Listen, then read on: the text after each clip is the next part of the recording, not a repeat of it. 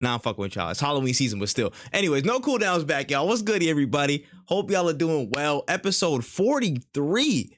Oh my gosh. I feel like it's been a long time since I've seen people's faces or ears or digital presence, I guess. I don't know how I can, send you through there. Just call it the force or whatever. But anyways, I'm ThatManTripp. I'm glad to be back in the no cooldown seat, the no cooldown room. And of course, we're here with the podcast partner in crime. You know what I'm saying? WenEazy, how are you doing this week, bro? What's going on? I don't think I've ever hit levels of stress than I've hit in like the past couple of weeks, but we're getting real close to being past that, which is great. It's great. But we're here. I'm actually really excited because it's like the first time I think I've streamed in like 2 weeks. So I'm actually excited to be here to talk about games.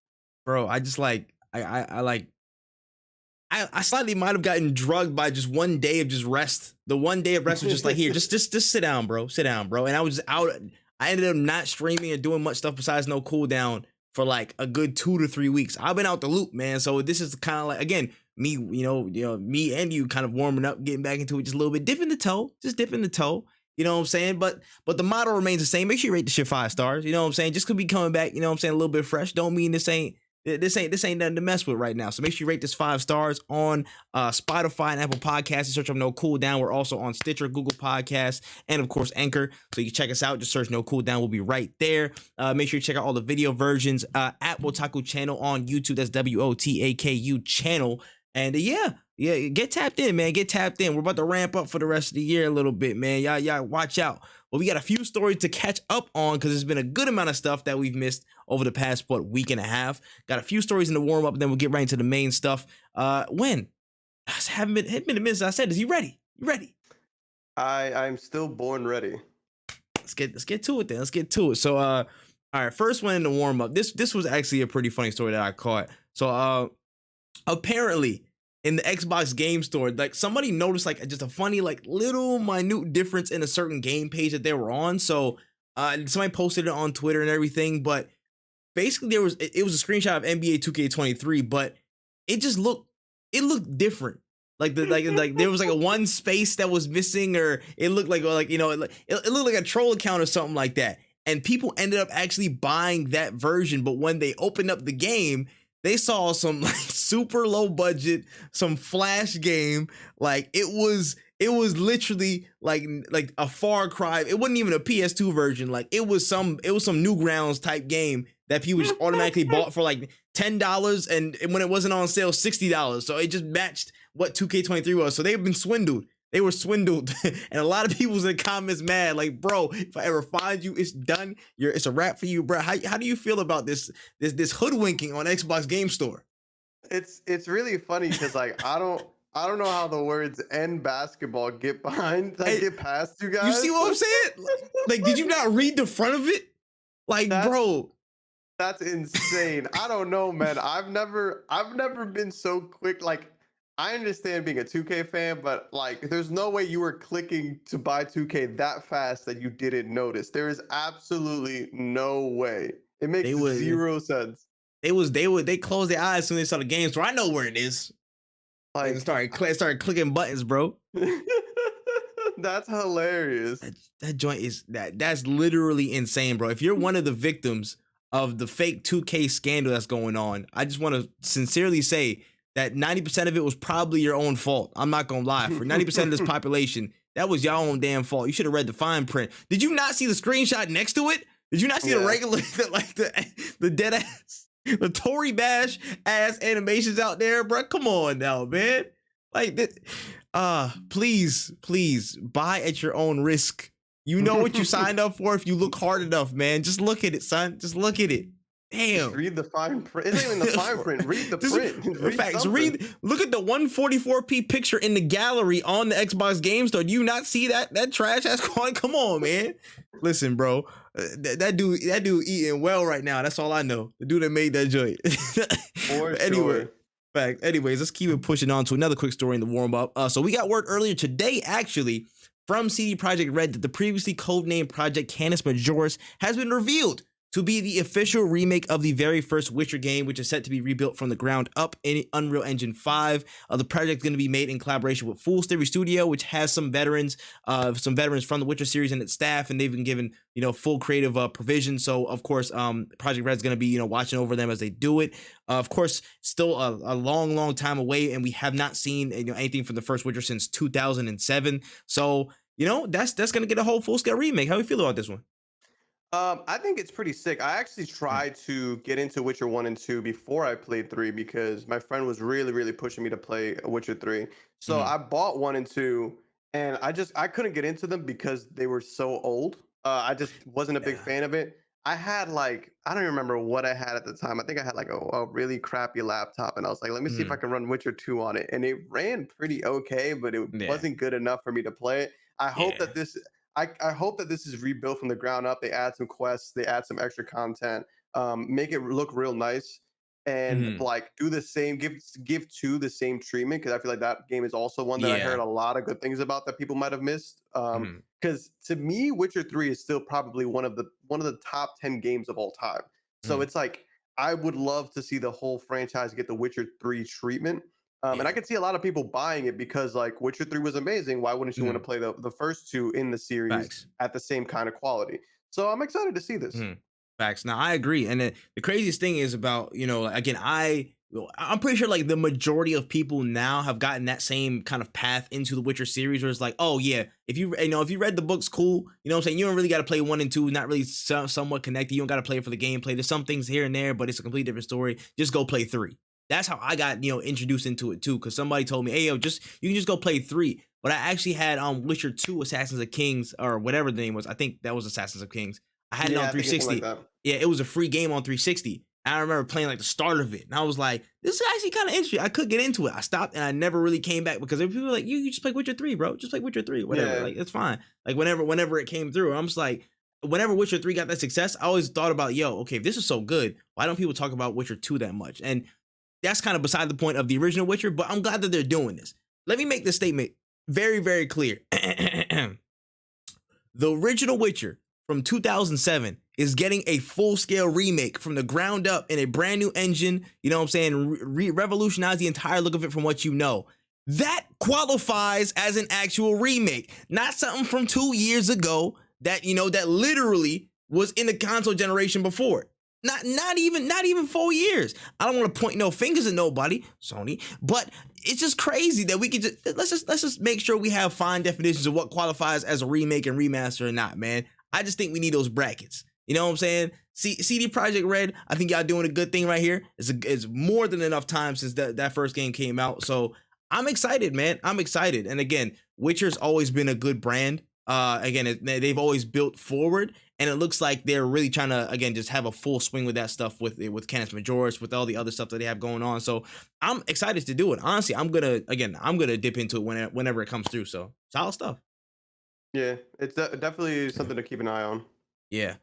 And the last little tidbit from the warm-up, I just wanted to cry about this for a good 30 seconds. But the last thing I wanted to see, more trouble because the director of the Splinter Cell remake project, he's left the company. Recruitment has actively been going on for a replacement director and new writers to modernize the story for today's audiences. You know what? When can you ask the question that's on the notes for me? Can you just ask that question, please? How badly do you want to cry right now, Tripp?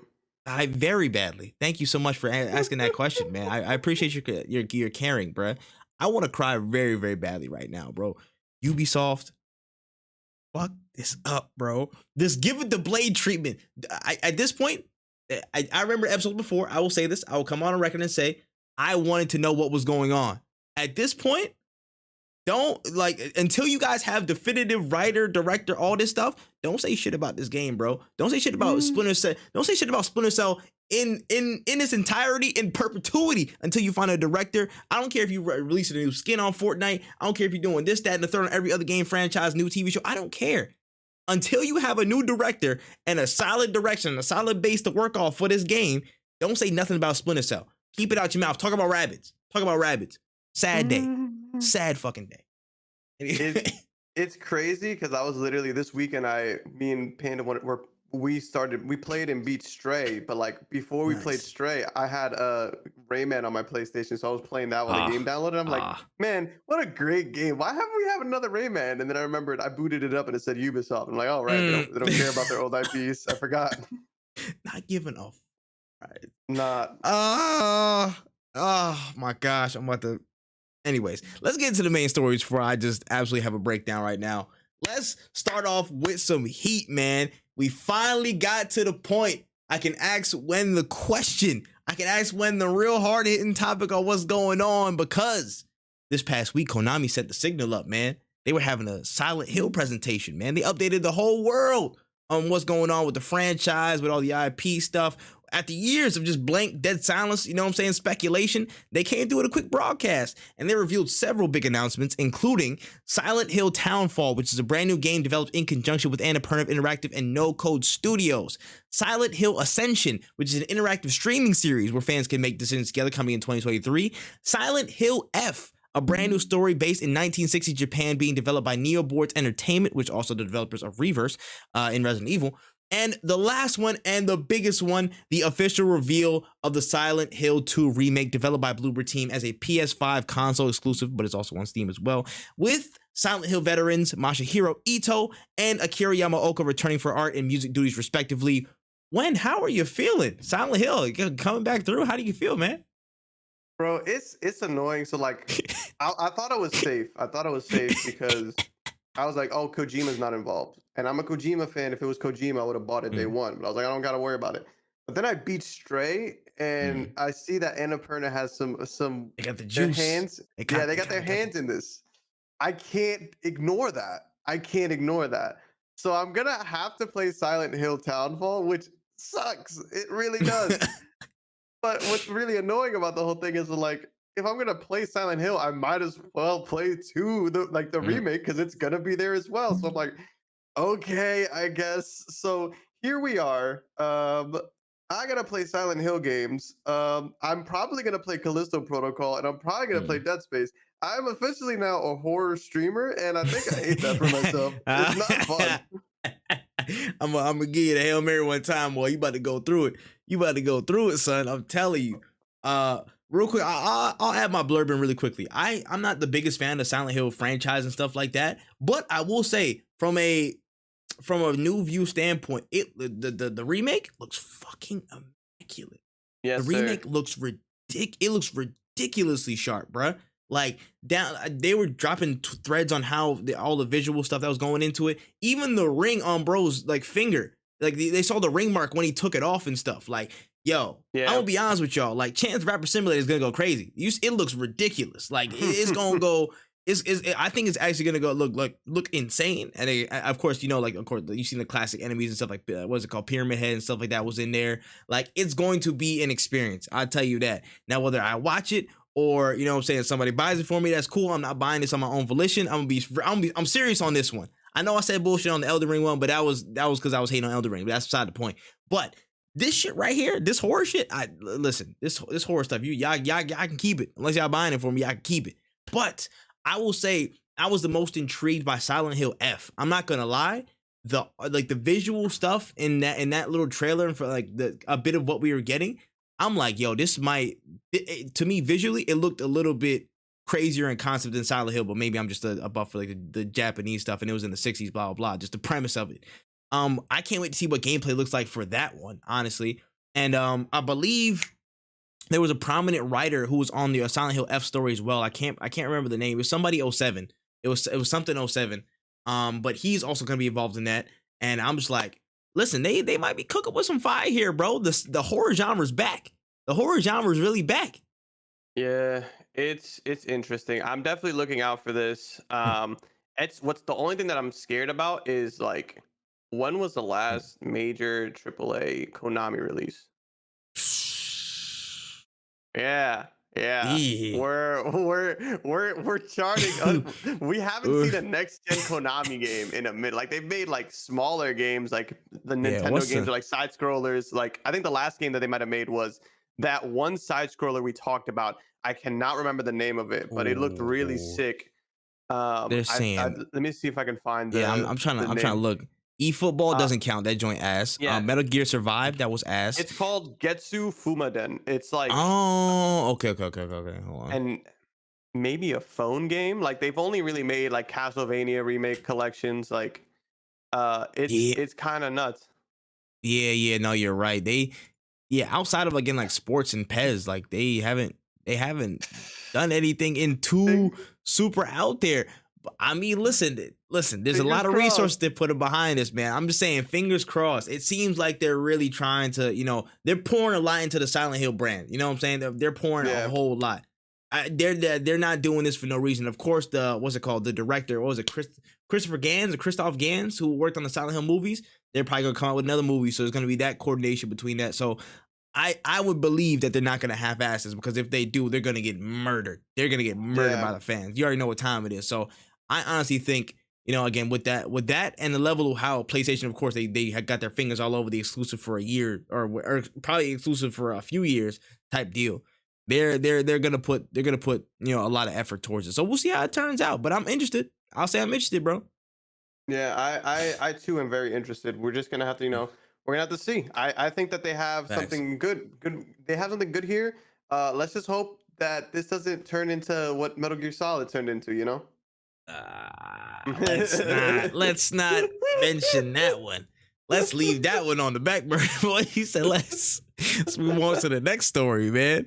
All right, we got an interesting rumor sprouting up here that Bungie is actually lining up a brand new game, but one that's going to be outside of the Destiny universe. So again, there's been some murmurs that have stated that Bungie are set to revive their 90s sci-fi FPS IP Marathon with a fresh PvP take in that universe. They've had intentions to release a non-Destiny game for a little while now, and it could be, that missing piece in the equation from Halo's creators. It could be something in the Marathon universe. It's been almost 8 years, almost 8 years since they've released anything non-Destiny. So I mean, how we feeling about that? Another space take, another space PvP? I kind of hope it's not PvP. I actually really enjoyed Destiny's PvE. Mm-hmm. I hope it's something not PvP, maybe something like co-op or in that area. Mm-hmm. Like what I'm thinking is kind of like, imagine if Halo was made by a different company. Like they Yeah. can't use Halo, but we want to do something Halo-esque. Yeah. I think that would be sick. Maybe a Mm-hmm. multiplayer mode. I don't know if they're really good at shooters and sci-fi. Yeah. I Maybe they might be leaning something not FPS though. Like maybe they might be leaning something because I know Destiny has had Mm-hmm. a bunch of like melee weapons added Yeah. in the years that it's been out. So maybe they want to lean something towards there. I don't know where they could go, honestly. I can't imagine. Like I was introduced to Bungie via Destiny. I wasn't a Halo kid. So like Okay. to me, Bungie doing anything out of Destiny is like wild, and it's also Mm-hmm. something that they've been doing for like a decade now. So I'm Yeah. excited to see what they have in store. Honestly, I would have loved for this to have been a Destiny single player campaign, something on Mm-hmm. like along the Doom Eternal route, where they like Yeah. explore some of these stories in the lore of Destiny. Yeah. But honestly, I think that they have it in them. Especially if it's not something that's like live service, I think that this could be a solid game. No, 100%. And again, I had to do the research and look back, and it's like the Marathon was like, again, like mid 90s, the PC shooters, like it was a Doom shooter, basically the same type of, like, again, it's just sci-fi premise, just on that, just without the demons and stuff like that. But it was in that vein, and again, it had the whole Bungie imprint on it before Halo was even a thing. So to go that far back, I think it's a clearing for them. It sounds like the clearing for them. You know what I'm saying? And I feel like in the genre now, maybe in terms of FPSs, they can make a way. They can make a way to kind of snake their way into that and still be kind of fresh and apply, pretty fresh concepts to their universe and stuff, and find a way to break apart from the mold. Cause I mean, right now, we're kind of turning back to modern shooters and FPSs, right? Like we're, you know what I'm saying? Like for right now, aside from like maybe an Apex and stuff like that, like, which is kind of futuristic, kind of still tied in, like, some years in the future. You could see some ties, not like completely like it, like an Infinite Warfare or some shit like that. So Right. I think there's enough room for them to make it happen. And again, Bungie are good with FPSs. It's just what they do. They've been doing it for literally decades. So I'm interested to see this take. I'm really interested to see this take. And hopefully this is something that comes to pass. You know what I'm saying? I haven't been somebody that's been as active in the Destiny universe since Destiny 1. So I got respect for Bungie. You know what I'm saying? I was a Halo kid. So seeing them, seeing them kind of go another direction in the PvP space is something I'm definitely interested in, man. Hopefully something comes of it, though. Hopefully something comes of it. Fingers crossed, man. Fingers crossed. Yeah. Yeah, man, take that with a grain of salt. But of course, hopefully something like that comes through. And on to the next story here. Seemingly out of nowhere this week, I don't know if you peeped it, but TikTok launched their post program. Basically, it just states where creators with over 100K followers will receive a 50-50 split of any ad revenue from TikTok, as brands are going to start putting, ads on the service.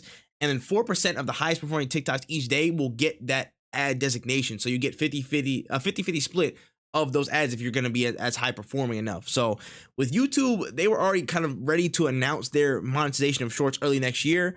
I mean, could this be a little bit of a power play type stuff? What are we trying to get into, man? What's TikTok on? Yo, TikTok's Twitch and YouTube are like in an unannounced race. They're kind of all doing similar things. They're all doing their own things similarly. Mhm. It's an interesting area to be in right now. So TikTok, this is great for creators. We love competition. We love competition. Um, the thing is that like one thing that I've noticed a lot, that I've heard a lot from my friends who are on TikTok now, is that like their creator, Mhm. like this is great for creators to get paid, but like people can still get banned for no reason. Like people can still Yeah, get fake reported, and like TikTok will facts. take down the creator before looking into the problem. Mhm. Um, and that's something that like even though this is great, if you hit 100K and you get some haters, this might go down the drain for you, you know? Mhm. But all in all, I think that they're just trying to keep up with YouTube. They're trying to stay ahead of the game because they blew social media out of the water, and the Mhm. only way they can stay ahead is by continuing to innovate and continuing to keep their creators happy. Because as Mhm. we all know, remember how Snapchat was super awesome because of stories. Then Instagram just took stories away, just took stories, and now Mhm. where's Snapchat at now? Facts.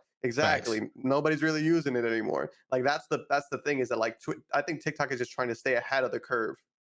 Nah, I 100% agree with you. Again, like we didn't hear about this from the week before, and then next week it was just fully out and open, just like this. They just Hmm. bait like, oh yeah, now it's in beta. It's right here. Come grab it today. Like, nigga, what do you Yeah. mean? Like, nah, we know 100%. YouTube has been gaining so much ground in almost every avenue of content creation, so to speak, that now other platforms that had some type of marginal lead, they got to start doing things to maintain their share in the market, maintain their share of creators that are on their platform. They want to tie them down. They want to make sure that they stay on the platform. This is a way to do it. 100% a way to do it. And with more of what I'm saying, these programs and these services thinking what are ways we can, incentivize these people to stay here instead of go to there because YouTube Shorts going crazy. What I'm saying? Reels might do something next week. That only enables us to eat further as creators. You know what I'm saying? That only enables us to, again, touch more of a bag. You know what I'm saying? Get more of a spread in terms of content that we do. So this is good stuff. This is good stuff. Yeah. I'm really interested to see how consistent that top 4 performing percent would be, and what are the metrics that are there. Is it with engagement fully? Is it with just views? I'm wondering to see how, when you get past that 100K threshold, how that ad kind of designation and rating goes for TikToks and whatnot. Is it across all categories? Is it category specific? So everybody will get ad share in gaming. Everybody in fashion will get one. I'm very interested to see how the breakdown will be. But on face value, this looks like a really good idea. I think this actually looks like a really good idea, and it's going to incentivize creators to make more stuff. To garner more support, to potentially pull to other platforms. Listen, we want to make a crazy ass TikTok that does does whatever. Since we're past 100K, that could potentially net us crazy money if it's a 50-50 split. So whatever crazy stuff, a crazy ass number that ads put up. So I'm very interested. I'm very interested to see what's going on. This is good for us. We're eating at the end No, of the day because they're forced to make a move. for sure, for sure. And if you're somebody right now who is a content creator and you're not putting up TikToks, you are wasting time. Throw those bad boys up there. If they flop, they flop. But at least you know you did everything in your power to eat. Mm-hmm. Because I'm telling you, going live on TikTok when you're going live on stream, like all these things are going to help you. Like They this is the they add time you up. want to jump in the ship now, because once this little race between Twitch, YouTube, and TikTok ends, it's gonna go back to undercutting the creators. So you want to blow Facts. up and take advantage of this wave right now, because you never know when Facts. the good days will end. Facts. Get a good seat in the house before they close the front doors in this hole. Honestly, Exactly. since I'm getting back up to game speed, I'm about to start about to start bombing TikToks out. Y'all Yes, think it's a sir. game? I'm about to start 8 different new TikToks. Think shit's a game. That's the only thing I've been doing since my hiatus. Like I've only been doing Yeah, TikToks. Mind you, all my TikToks are just arguing with people who don't know what they're talking about. but But hey, still, still it's something. content, It's baby. content. A win is a win. A win is a win. A win is a Win is a win. It is what it is, man. But yeah, shout out to TikTok for dropping that. And long may the competition continue. Tink. Anyways, moving on to the next piece of news. As reported by Tom Warren on The Verge, Microsoft is set to build an entire mobile storefront to sell direct to the mobile gaming market. So we had this whole full report within the Competitions and Markets Authority of the UK that Microsoft submitted, and they basically just revealed the plans and motivations to build out the next generation mobile storefront and start to build foundations on an expanded mobile gaming presence for the years to come, with potentially a mobile gaming platform in the cards. So kind of laying it on the line, put it on the table. Microsoft, they want some skin in the mobile game. How you feel about that? Man, I might just have to one day I might have to just buy a phone and get into mobile gaming and see what the I thought appeal about is. that today. I was like, yo, I low-key just want to buy a burner phone and just like have it just like a Galaxy or whatever and just straight play mobile games, dedicated for just mobile games. I gotta be missing something, like there's gotta be something I'm missing here, because there's a lot of money put into it. And there's some mobile games that have taken up a lot of my time. Like I played Pokemon Unite, even though it's on the Switch, it's still a mobile game. I have played it on mobile. I've played League of Legends Wild Rift. Like I've played these games. But like, what is going on that like I'm missing? Because I know like I'm telling you, people who play on mobile, but like what am I missing? nah, Am I missing out on some heat? We honestly, we probably are. For one, we're probably missing some heat. People is again, we're going off on Apex Legends Mobile. They saying it's the hottest shit out, and you know what I'm saying, Apex console night, they getting fed crumbs. You know what I mean? Yeah. Like Yeah, no, you're not wrong. and you know the sheer size of the mobile market, it's the biggest segment of gaming, period. So it's like, they're continuing to get fed because they know most of the people in the world are on mobile. So everybody's kind of like aware of that fact, but now people are just like starting to react, especially companies. They're like, oh shit, we gotta go, bruh. Tencent can't have all this shit. We gotta hurry up and get a move on. So, they started to invest in all this infrastructure and the games and stuff. So it's obvious to see. I'm pretty sure we saw this coming. You know what I'm saying? At least from a good mile away, at least a decent mile away, how games are starting to invest. You know what I'm saying? We saw the Backbone from PlayStation earlier this year, or maybe like a month or two ago. We saw a lot of different investments that's going on. PlayStation just literally opened a whole mobile division. They just fully established that recently too. We talked about it on the podcast. So it makes perfect sense why Xbox would do this. And again, it fully fits into their strategy of having a place to play everywhere. And again, having that ecosystem of Xbox expand throughout different devices. So it just makes sense for that. A mobile platform, a mobile gaming platform in and of itself, that might be a little bit more dicey. I don't know how you feel about that one. It could be dicey. It depends how they implement it though. If it, I'll let you take it though. Like, I'm kind of platformed out at this point. Like I feel like we have just too many of them. Even like if somebody on PC, there's like 17 different launchers at least. I think it's possible. Like it could be a storefront, but here the issue with storefronts is, for example, like if Apple doesn't like the Xbox storefront, then you lost maybe 50% of your market right there. Because of how I don't know the numbers. I'm sure there's more Androids than iPhones out there, but like there's just so much that goes into it that I just don't know if it'll be necessarily possible because of like restrictions that Apple has. So that's something they would have to take up. What I want to see Microsoft and Apple go head to head, that would be a crazy lawsuit or a crazy law, anything. And remember, they had the whole thing with Fortnite on the mobile store. Exactly. You know what I'm saying? And then that prompted them to invest heavily in Epic Game Store in and of itself.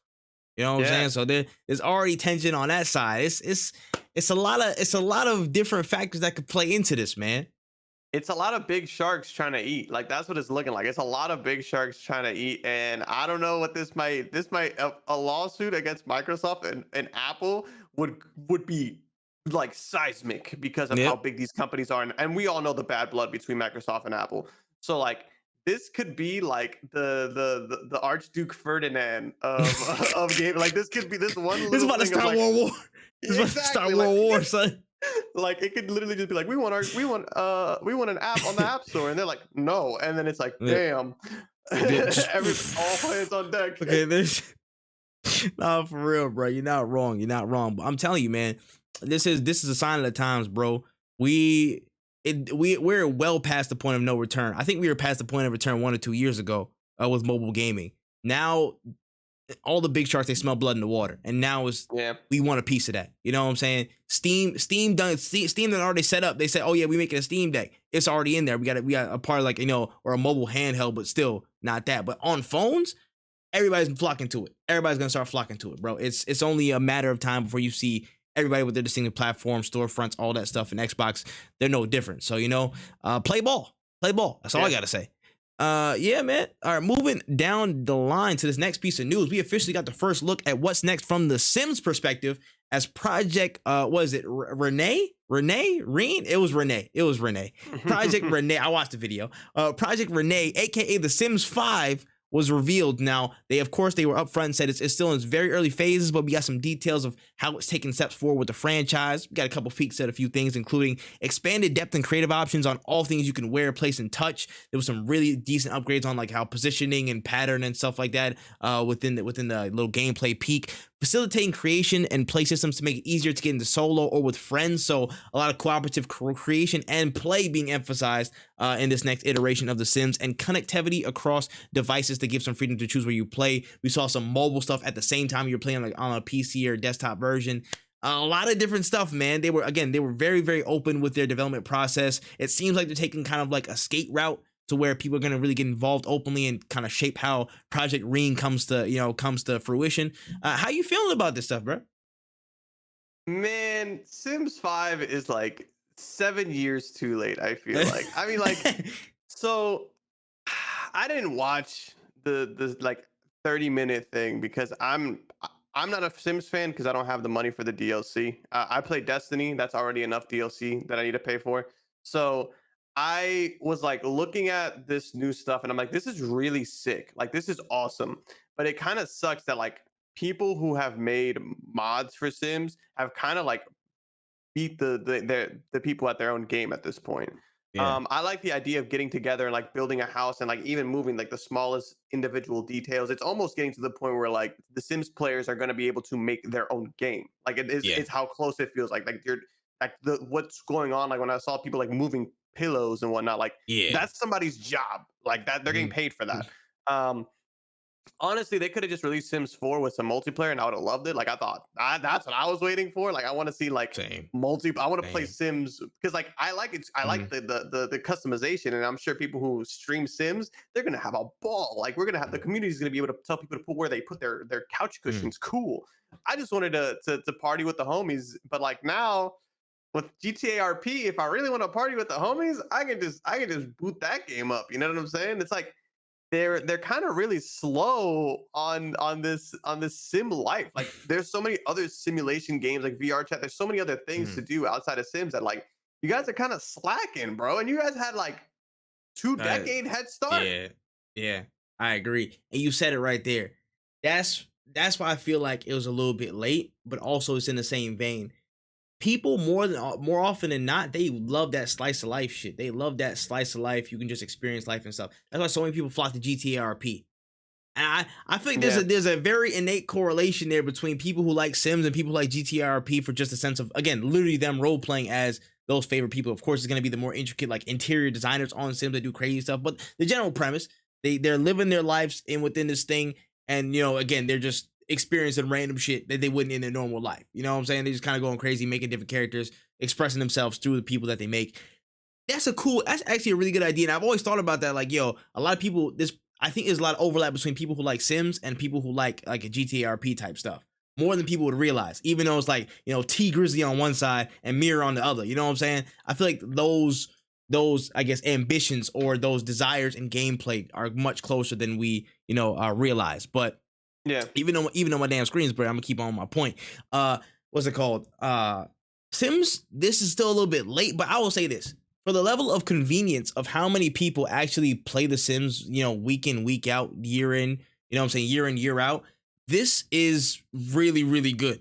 To me, it's still a little bit late, but I think for the people that play Sims that are not gonna go into any other software or, any other thing, are not gonna install mods, for the general populace of a game, Right. I think this is good.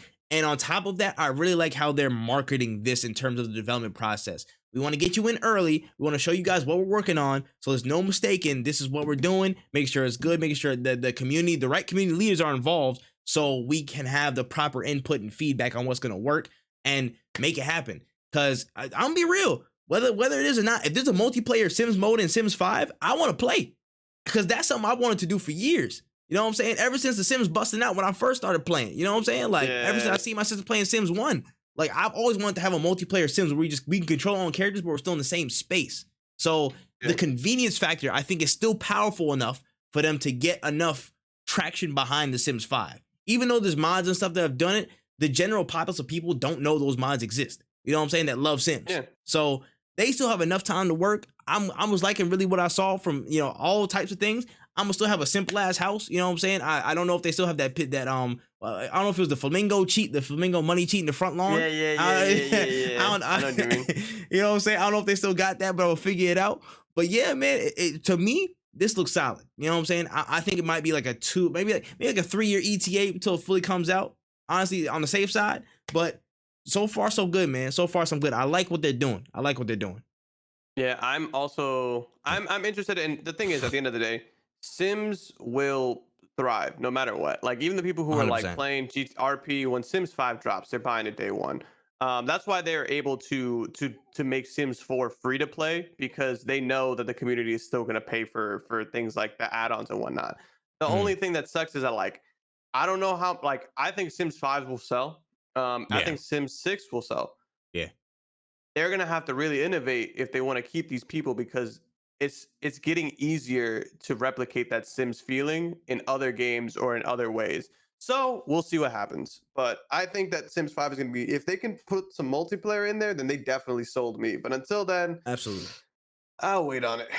Yeah, I think it definitely is in the cards this iteration. But yeah, we'll see, man. We'll see. I'll definitely keep a close eye on it. And if they do, bruh, I don't know who I'm going to drown first. You know what I'm saying? I'm removing that stuff in the pool. We going to figure it out, though. We going to figure it out. All right, man. Hey, listen, I feel like it's been forever since we just, talked about Apex. It's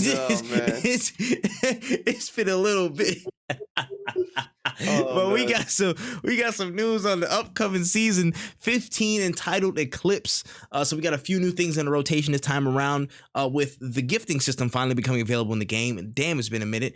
A brand new map in Broken Moon, which is going to be slightly larger than World's Edge, with many more POIs of varying sizes to circumvent hot drop crowding, and a new zip rail system to get from place to place, but at a cost of exposure to other players and reduced accuracy when shooting on it. A brand new legend in Catalyst, which is it's a defensive conjurer with some kind of cool abilities, including the tactical piercing spikes, which basically you drop some fluid on the floor, and then the enemy will take a big speed buff if they pass through it. The passive is going to be a barricade, so you can strengthen all doors and other structures that Catalyst is near. And the ultimate is Dark Veil, where they conjure a slightly solid wall where there's enemies that are slowed down when they pass through it. Some other tweaks. I think the Halloween, I would say, what is it called? The Express thing. The LTE thing? Yes, the Christmas Express joint. That LTE, I believe, is coming back as well soon. They announced, but the new season is coming on November 1st. How you feeling about Apex? Oh man, let me see. How am I feeling about Apex? I haven't talked to them in years. Like, they're still not giving me what I wanted. Last time I played Apex was in June. June 29th was the last time I booted this game up. That's nuts, wild. Isn't it? I used to play this game all the time, and I haven't touched it. And it's because, like, they don't have anything for me. I'm a casual player. There's nothing here for me anymore, Like, an LTM is cool and all. I'm not going to keep re-downloading this game every 3 months, like, just for one LTM. You guys want to keep me, you know how to keep me. Give me control. Give me reasons to play this game outside of being sweaty. And like, there's nothing there for me outside of that. So like, unless I really think the battle pass skins are going to be sick, which they usually never are enough to validate me playing this game again, I don't feel like getting stomped in pubs by preds. Like, I'm good. I'm good. The new character looks Mm. sick though. I think that the new character will be sick. I can't wait to watch other people who are into Apex still to play it. I would love to Mm. see how the game plays out. Like I enjoy seeing it from like a competitive angle, but Mm. I'm not a Yeah, for competitive sure. FPS player anymore. Like I'm pretty good on it. If you threw in some control, we would be having a whole different conversation. I'd be like, bro, I can't wait. I'd be playing this game all the time. But there's no reason for me as a casual to jump into pubs to get destroyed or to jump in a rank to have to rap for 30 minutes and then get destroyed anyway. It's like Yeah. I'm good. I know I need to get good. I'd rather just get a different game. Like I'm Yeah. good. There it is, man. There it is. I mean, shoot, like Apex, what you want us to say, bro? Like we're excited to see you. No, I'm not. I'm not excited to see you, bro. I'm gonna keep it a buck with you, man. Like it's a little bit played out. It look like you ran. It feels like it's starting to run its course in the limelight because they weren't capitalizing on the lead that they had. It's it's hard for games to, I guess, when they're coasting in the front to really make tweaks that continually, you know what I'm saying, cater to the fans and stuff like that after a while. Like I feel like it's tough for companies. I get that up. But Apex, you know what I'm saying? I feel like they had the time in the lead, and now it's starting to get reined back where, you know, there's too many problems with the ranks, there's too many problems with the, you know, the comp and what's going on with all these other different guns, and the modes aren't permanent when they should be permanent. You know what I'm saying? This thing right here, I'm in here with, you know what I'm saying, like pred trails on my ass in game one when I just got back after like 2 months of playing. There's a lot of stuff that's still buffeting the status of this game, and it's pushing it back down to earth, so to speak. Like the Kyle Ken's over, y'all. Is kind of back to normal, you know what I'm saying? Like a normal level. It is what it is, bro. But speaking on the new season, it actually looks pretty good from a general perspective. This looks pretty good. The new map actually looks super interesting, and I feel like how they've broken up the map in terms of more POIs and, you know, again, less like big high. I mean, they have a mix. They said they have a mix of like a lot of smaller POIs and in big like hot drop areas where you don't have to fight. If you can find a fight, you will find a fight, but there's enough spots to where you can actually land safely and then start up pretty slow. So that's good. Zip rail system looks really, really good to traverse the map. It's not like Storm Point where you're marooned in one end of the map or not get bottlenecked into like a whole like set of gunfights from the launchers. So that's also cool. I like the look of the map too. Looks pretty good. New Legend looks fire. New Legend looks fire. Catalyst looks fire. Honestly, like again, the ability to what's it called? The barricade doors is cool. The Dark Veil, that whole like what's it called? The Valorant wall type shit. That joint looks pretty fire. I think it's a really, really good stuff, and I wonder how people said it was basically like a counter to Seer, and I wonder you know if the stuff that the Catalyst drops, is it like a complete counter to, again, like any of the systems that he has and stuff like that specifically. I don't know if they was just being like, you know, bullshit because he was getting shot in the trailer, or it's actually like a gameplay, you know, observation, but we'll see about that. But speaking just in generally about it, bro, I'm like, yo, it's like, dang, y'all really came back down to earth. Y'all really returned, bro. And you know the funniest thing, I don't know if you heard about this though. There was a rumor going around that apparently they're gonna have Titanfall 2 maps at some point in the future. They're gonna have Titanfall maps, you know what I'm saying, or Titanfall portions of stuff in the game. And that really got me mad. I'm not gonna lie. That actually got me a little bit tight. I'm gonna be real. How are you gonna dangle the steak in our face? How are you gonna dangle the promise of a new Titanfall or anything fresh Titanfall, and you're gonna put it in the same place where you don't give us no LTMs, you don't give us no casual modes, you just stick us in there with all the, you know what I'm saying, all the comp players and stuff like that. Like it hurts. It hurts. Because I had such high regard for what they were doing and stuff. It just feels like, again, it feels like the power rushes ran out. You know what I'm saying? Like they ran out of energy. They ran out of ki. No more Super Saiyan. You know what I'm saying? You back to the black hair. It's tough for some people to take, but I feel like people's moving on. People starting to move on. It's kind of settling into its regular place in the grand scheme of stuff. It's not going to be top one anymore. Yeah, it's sad, but I think it's like, yeah, I don't even know if it's like the game got. I don't want to say the game got worse. I think the game just got different. The game, I yeah. picked it up. Everybody who I played with picked it up just because it wasn't Fortnite. Like they didn't have to build. Like Fortnite was arguably the more sweaty game, and Yeah. now it's the opposite. I think that like what you're saying, all this stuff sounds sick. Like all of it really does sound cool. I can't wait to see other people play it. But me as somebody who's casual, I'm not putting myself through that to just get third partied and destroyed. Like it's just not in the Yeah. cards for me anymore. I'd rather go play Overwatch, or I'd rather go play literally any other shooter, any other team-based shooter, because at least in Overwatch, if I'm getting destroyed, I respawn and I come back. I don't have to Mhm. like load up a whole nother game, find more loot, run through the area to get destroyed, and then get sent back to the lobby, you know? Yeah. Or I'll just go play Fortnite because they got a Literally. lot of cool stuff too. You know, it's tough. It's tough for them, but I hope for them the best. I'm happy for the Apex community who's still playing the game. I think the game still has a lot of life left in it. I just wish that they would cater more towards the casual crowd because as we've Mm. seen how when Fortnite did it, that game essentially got new life. There were Boom, so many boomed more people again. playing it, and Facts. it would be useful. It'd be good for them. There's Mhm. no reason that you can't turn on an LTM. The only thing that might happen is that the people who play the game casually right now might start playing the LTM more than they would play regular pubs, and that might mean you have less casuals in your pubs game, so your pubs game might get a little sweaty. But hey, Mm. it's you're playing Apex, That's baby. Get the good. game. Go The play facts. LTM. The game is the game, bruh. Listen, Yeah. I don't even want to bring up that whole conversation I saw on the timeline today about the skill-based matchmaking. I'm not gonna be playing this game because the skill, like, everybody's in the game Oh, playing, bro. Just play. okay. Hmm. Whatever. That's I'm not. Sounds I'm like a not going. skill issue. Yeah, telling you. You know what I'm saying? It is what it is, bro. Like, really, at the end of the day, it's not a concern. You can say it in the heat of the moment because you're getting your ass whooped. That's fine. But let's be real. If just play the game because everybody's literally in the same skill class as you because of skill-based matchmaking. Just play the damn game, bro. You're not gonna. You're Yeah. not gonna. You know what I'm saying? You're not going 35-0. Those days are over. It's cool. You know what I'm saying? But anyways, Apex. You know what I'm saying? It's just in a weird spot where again, it's mortal. It's mortal. Apex is mortal. It's mortal now. You know what I'm saying?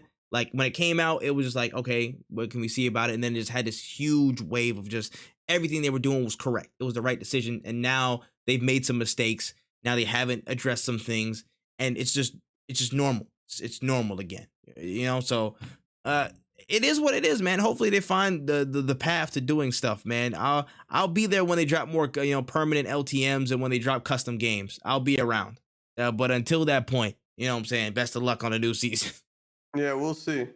Yeah, man. All right. Moving into the trailer trove. It's been a little bit since we've been in this section, just the whole little portion of the show where we talk about a bit more watchable media, the animes, the TVs, you know what I'm saying? All that stuff like that.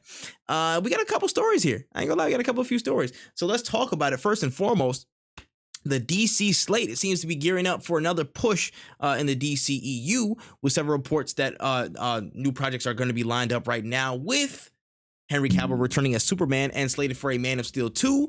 James Gunn in the talking stage for several DC projects. Matt Reeves given the green light to work on the Batman sequel and more movies in that universe. And The Rock heavily pushing for a Black Adam versus Superman movie. So with the DC projects that we know of, on top of these projected projects or things of people working on projects, how do we feel about where DC might be able to go? You keep the Rock in this bad boy can go to the moon.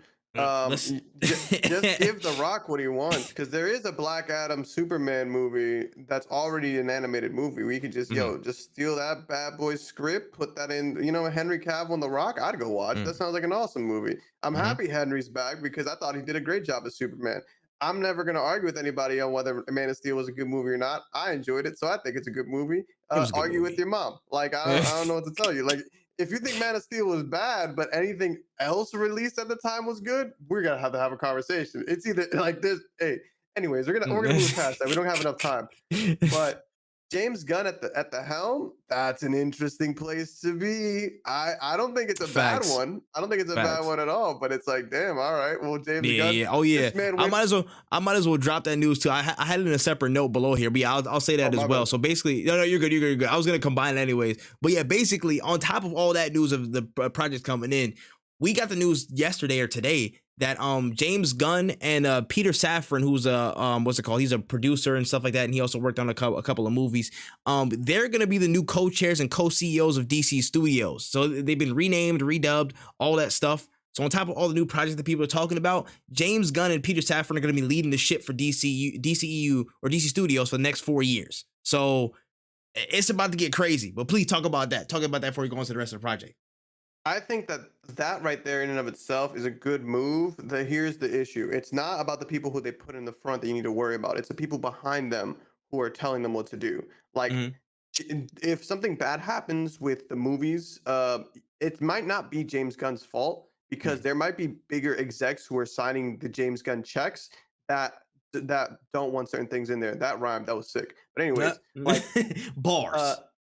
like it might be something on the back end that might have been holding these people back. You know what I'm saying? Like genuinely give these people freedom of expression and let them fail, because I'm sorry, your shit's already been failing. So you might as well let them fail in their own way, then blame them and then fire them. I think it's really funny how James Gunn went from being canceled to being like now the only person doing Marvel and DC films at the same damn time. You know what I'm saying? Crazy. So like, I think that this is pretty sick. Will we see Dave Bautista in a DC film? That would be hype. That would be pretty funny.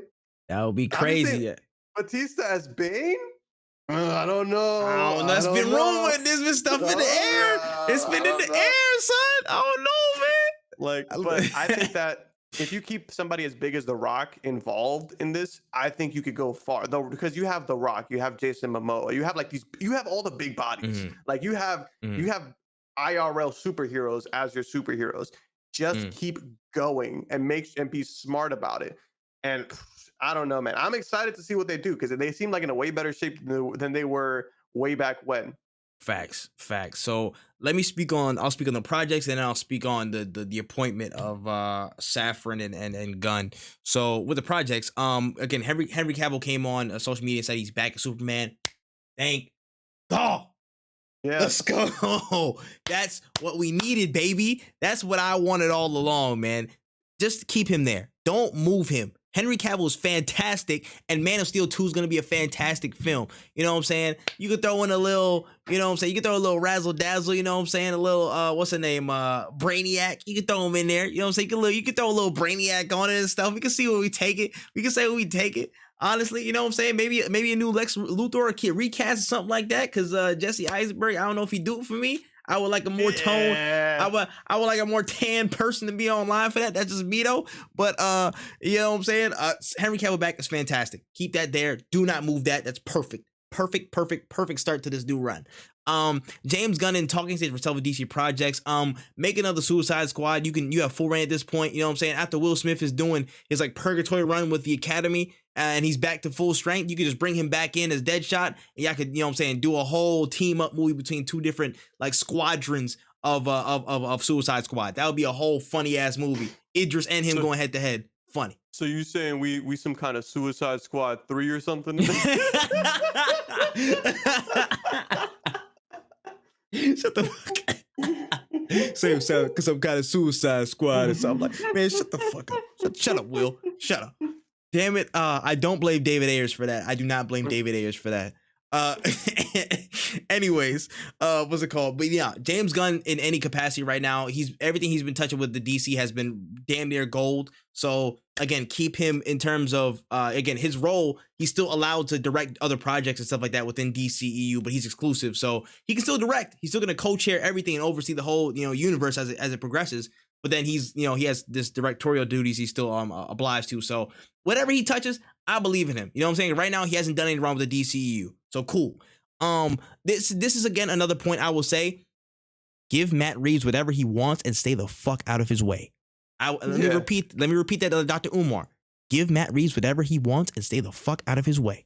You know what I'm saying? Like, don't touch anything that he's doing. Leave him alone. Let him work on his devices. However long it takes is however long it takes, because everything he's touching on that side is fantastic. His own little universe, his own little box. James Gunn just open the door and wave hi, and he needs water. Hey, you good? You need a snack, bro? You all right? You good? Okay, cool. Close the door. That's it. All right? I was about to say, that's all you need from him. I was about to say, you want to try? Oh, you had a point? You had a point? No.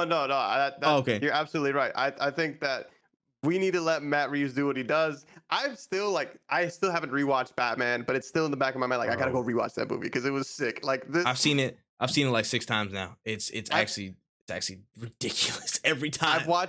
I watched the cleanest 2-piece in cinematic history like maybe 5 times, but I haven't watched the whole film again. I need to. It's so good. It's so good. I still have to watch there were like 2-hour-long like video breakdowns where like he's in a round table just breaking down all the little cinematic choices that he does and stuff. I have to go watch those. I had those saved from like months ago when the full movie first came out. Fantastic. Off that alone, don't touch anything he does. leave it the fuck alone, bruh. I heard that even still that they were the Gotham PD stuff actually wasn't canceled, so they're actually gonna start working on the Gotham PD stuff with Gordon, which is magnifique, because that Gordon was amazing. And then they're still gonna do the Arkham Asylum show, and what's it called, the Penguin spinoff is still going too as well. That's going strong, and that's gonna be coming out soon. And everything that goes on that way is straight crack. It's PCP. Don't touch it. It's perfect. Perfect. Yeah. Moving on. And then for the Rock thing, yo, let's keep it a stack. The Rock makes everything bigger. The Rock makes, you know what I'm saying? The Rock makes every movie element bigger. Think about this though. He came in when Fast and Furious was still niche. You know what I'm saying? It was still, like Fast and Furious on the edge of niche, but as soon as he came in, that everybody was like, either you love it or you hate it. It's a major box office moment, blah, blah, blah, all this stuff. You know what I'm saying? The memes are out in full flow by the time he showed up. When he showed up, the memes didn't go crazy until he blew up. You know what I'm saying? Yeah. So let's keep it a stat. Listen, he was too big for Vin Diesel. They was trying to get him back after he argued and left. So automatically, when he came into the Black Adam movie, which I did see, in which it was actually a solid movie for all the people who were like, I'm not gonna lie to you. Quick aside, Black Adam was actually solid. Predictable, but enjoyable. Predictable, but actually enjoyable. I'm not gonna lie. It doesn't matter to me at all, because I am fine with a predictable movie. I liked it. I think he was a really good Black Adam. I think Pierce Brosnan was fantastic as Dr. Fate.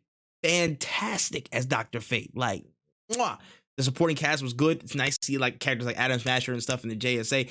That was good to see. They also all put in good performances. A couple of cheesy lines here and there, but not from them, from like the NPCs. But anywho, overall, great. Action sequences, magnificent. But anyways, back to this. A Black Adam Superman film, book it. Book it. Yeah. Book it. Book it. Book it. I need it. I need it. I need it. Who do you have as your casting for Lex Luthor? Yeah, that's tough. That's tough. I would have to, like, damn. Oh my gosh. This would never happen because of relationships, but I think Tyrese as a Lex Luthor would be funny as shit. Just saying. You see him with the whole big old switch? It's just like, I shot that man 10 times. He's some kind of Superman or something. Like, this is crazy. Tyrese. This is crazy. This is crazy. This is crazy. Ejectocito Clark. Like, come on, man. Yeah, feel this green rock.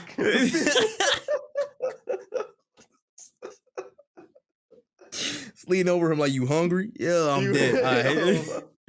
Nah, bro. Why do we always talk about Tyrese on this show? He's a cinematic marvel. I love in every film he's doing what he needs to do. He's fantastic. He's fantastic. We love Tyrese on the show, bro. We love Tyrese.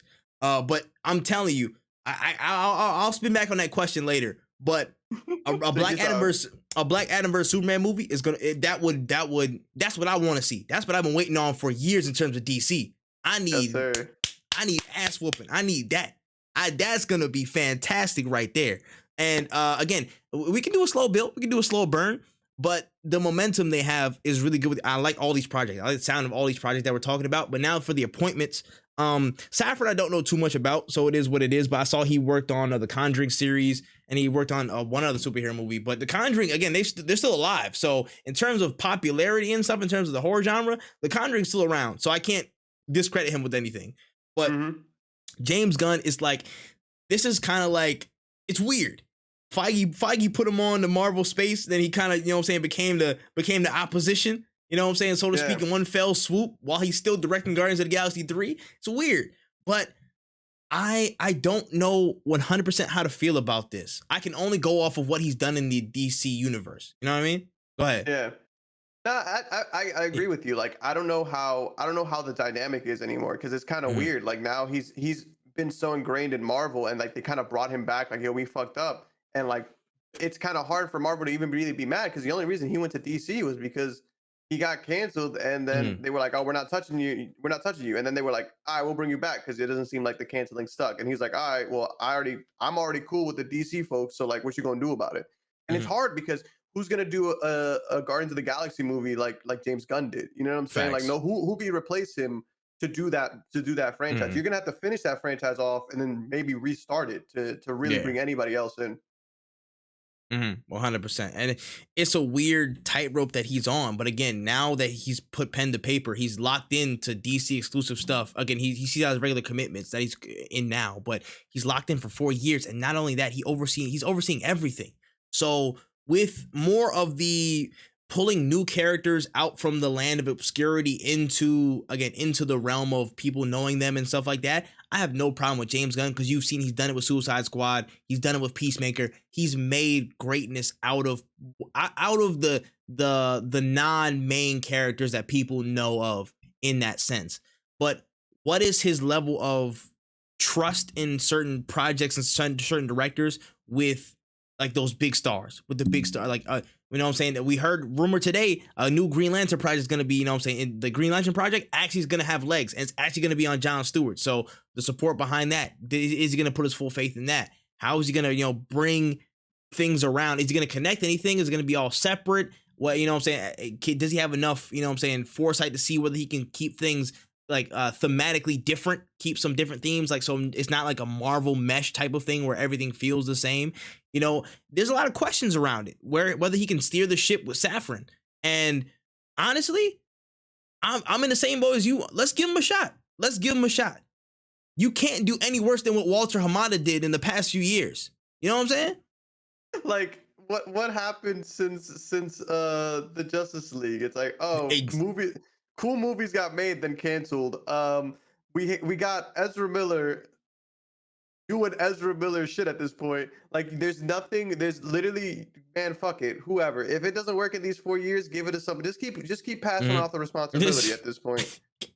This is possibly one of the top 10 most hardest CEO jobs in Hollywood.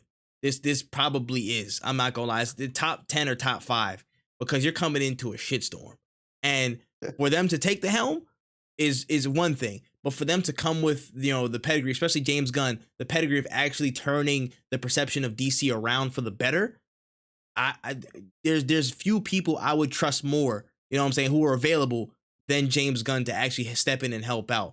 Now, from the, again, creative side, business side, that's two different things. I'm pretty sure Saffron will deal with more of the producer, business side type of things, and we'll see what decisions are being made on that front.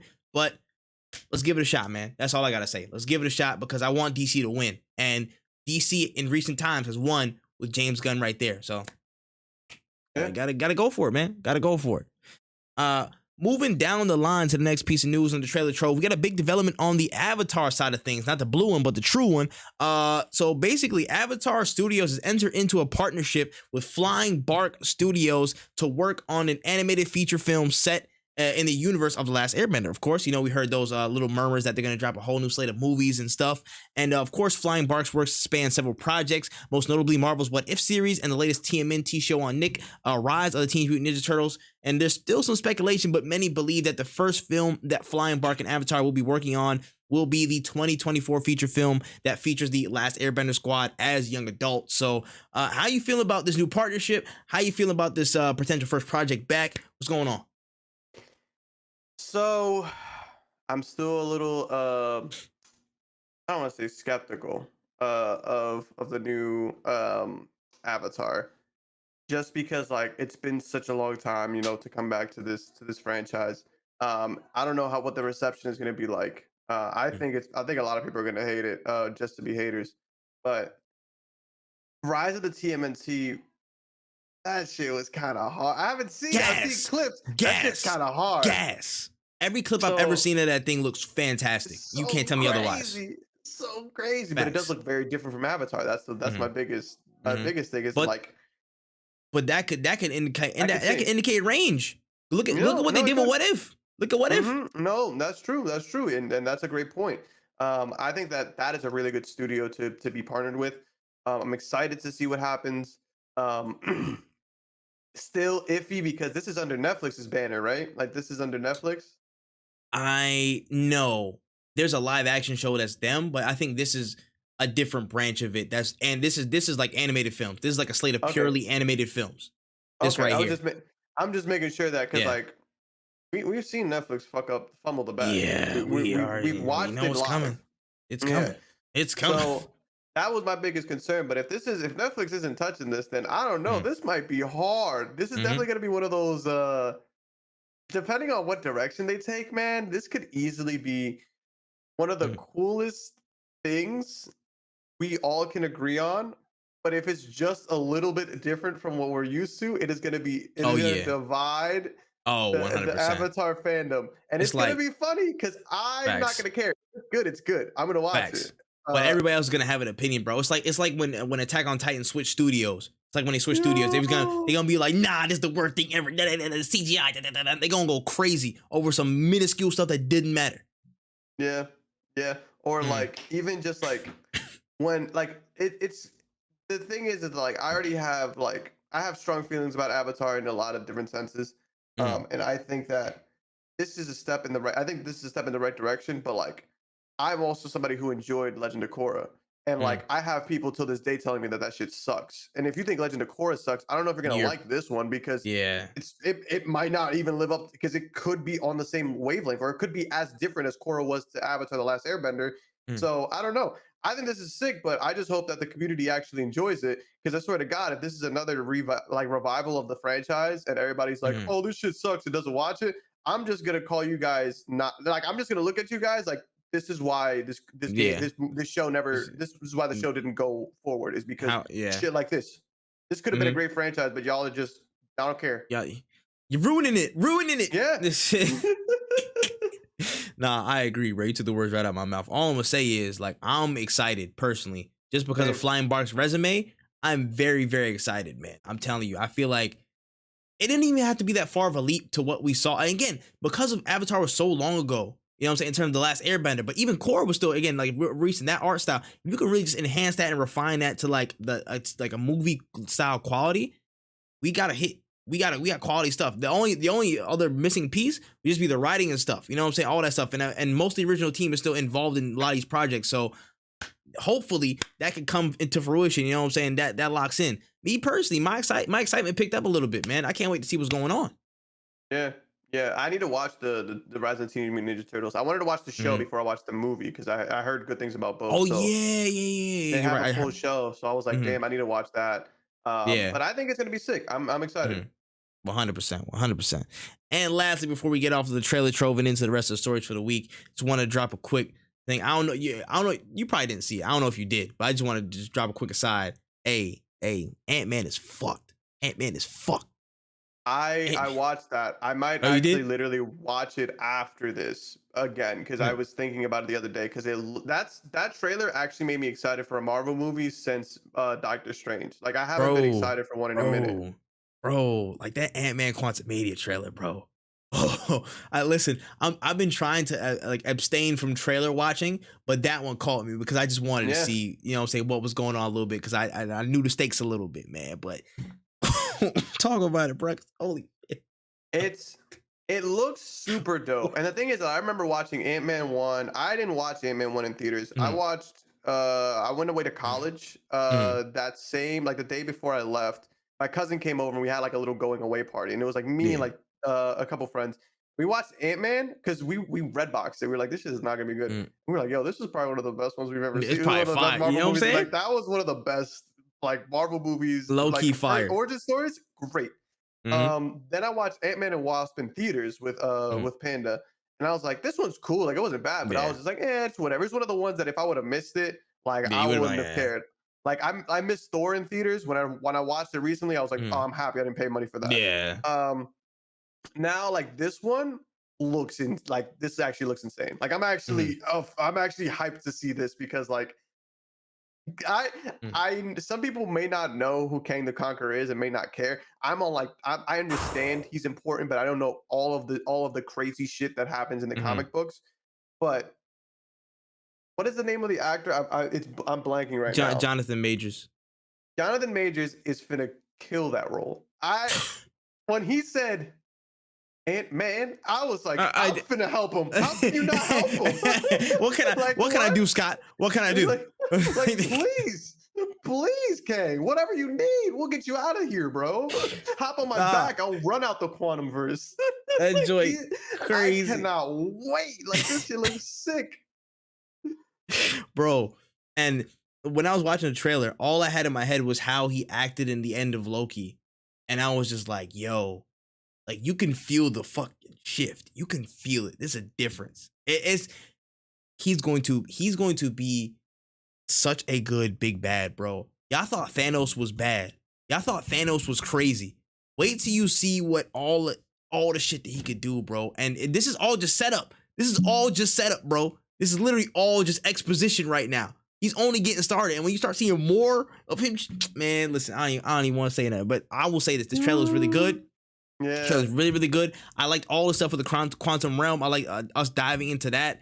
Again, we're no doubt going to have several different references and ties and stuff like that to probably Loki season 2 and all this shit. Like, so it's going to be great. It's going to be great. They have sold me. I'm very much planning to watch this day one, which is the first time I've said that about an Ant-Man movie. You know what I'm saying? I'm locked in watching this day one because it's going to be a show, bro. It's going to be a good one. Yeah. That's all I'm saying. I'm hoping that people sleep on this just so I can get good seats for like the first week. Like I hope, like, don't watch it. If you don't, it's an Ant-Man movie. Don't watch it, please. So I can like get the nice crispy seats. Bro, when I went to watch Doctor Strange, I was like, God, I wish there was less people here. But yeah. I'm actually excited about this.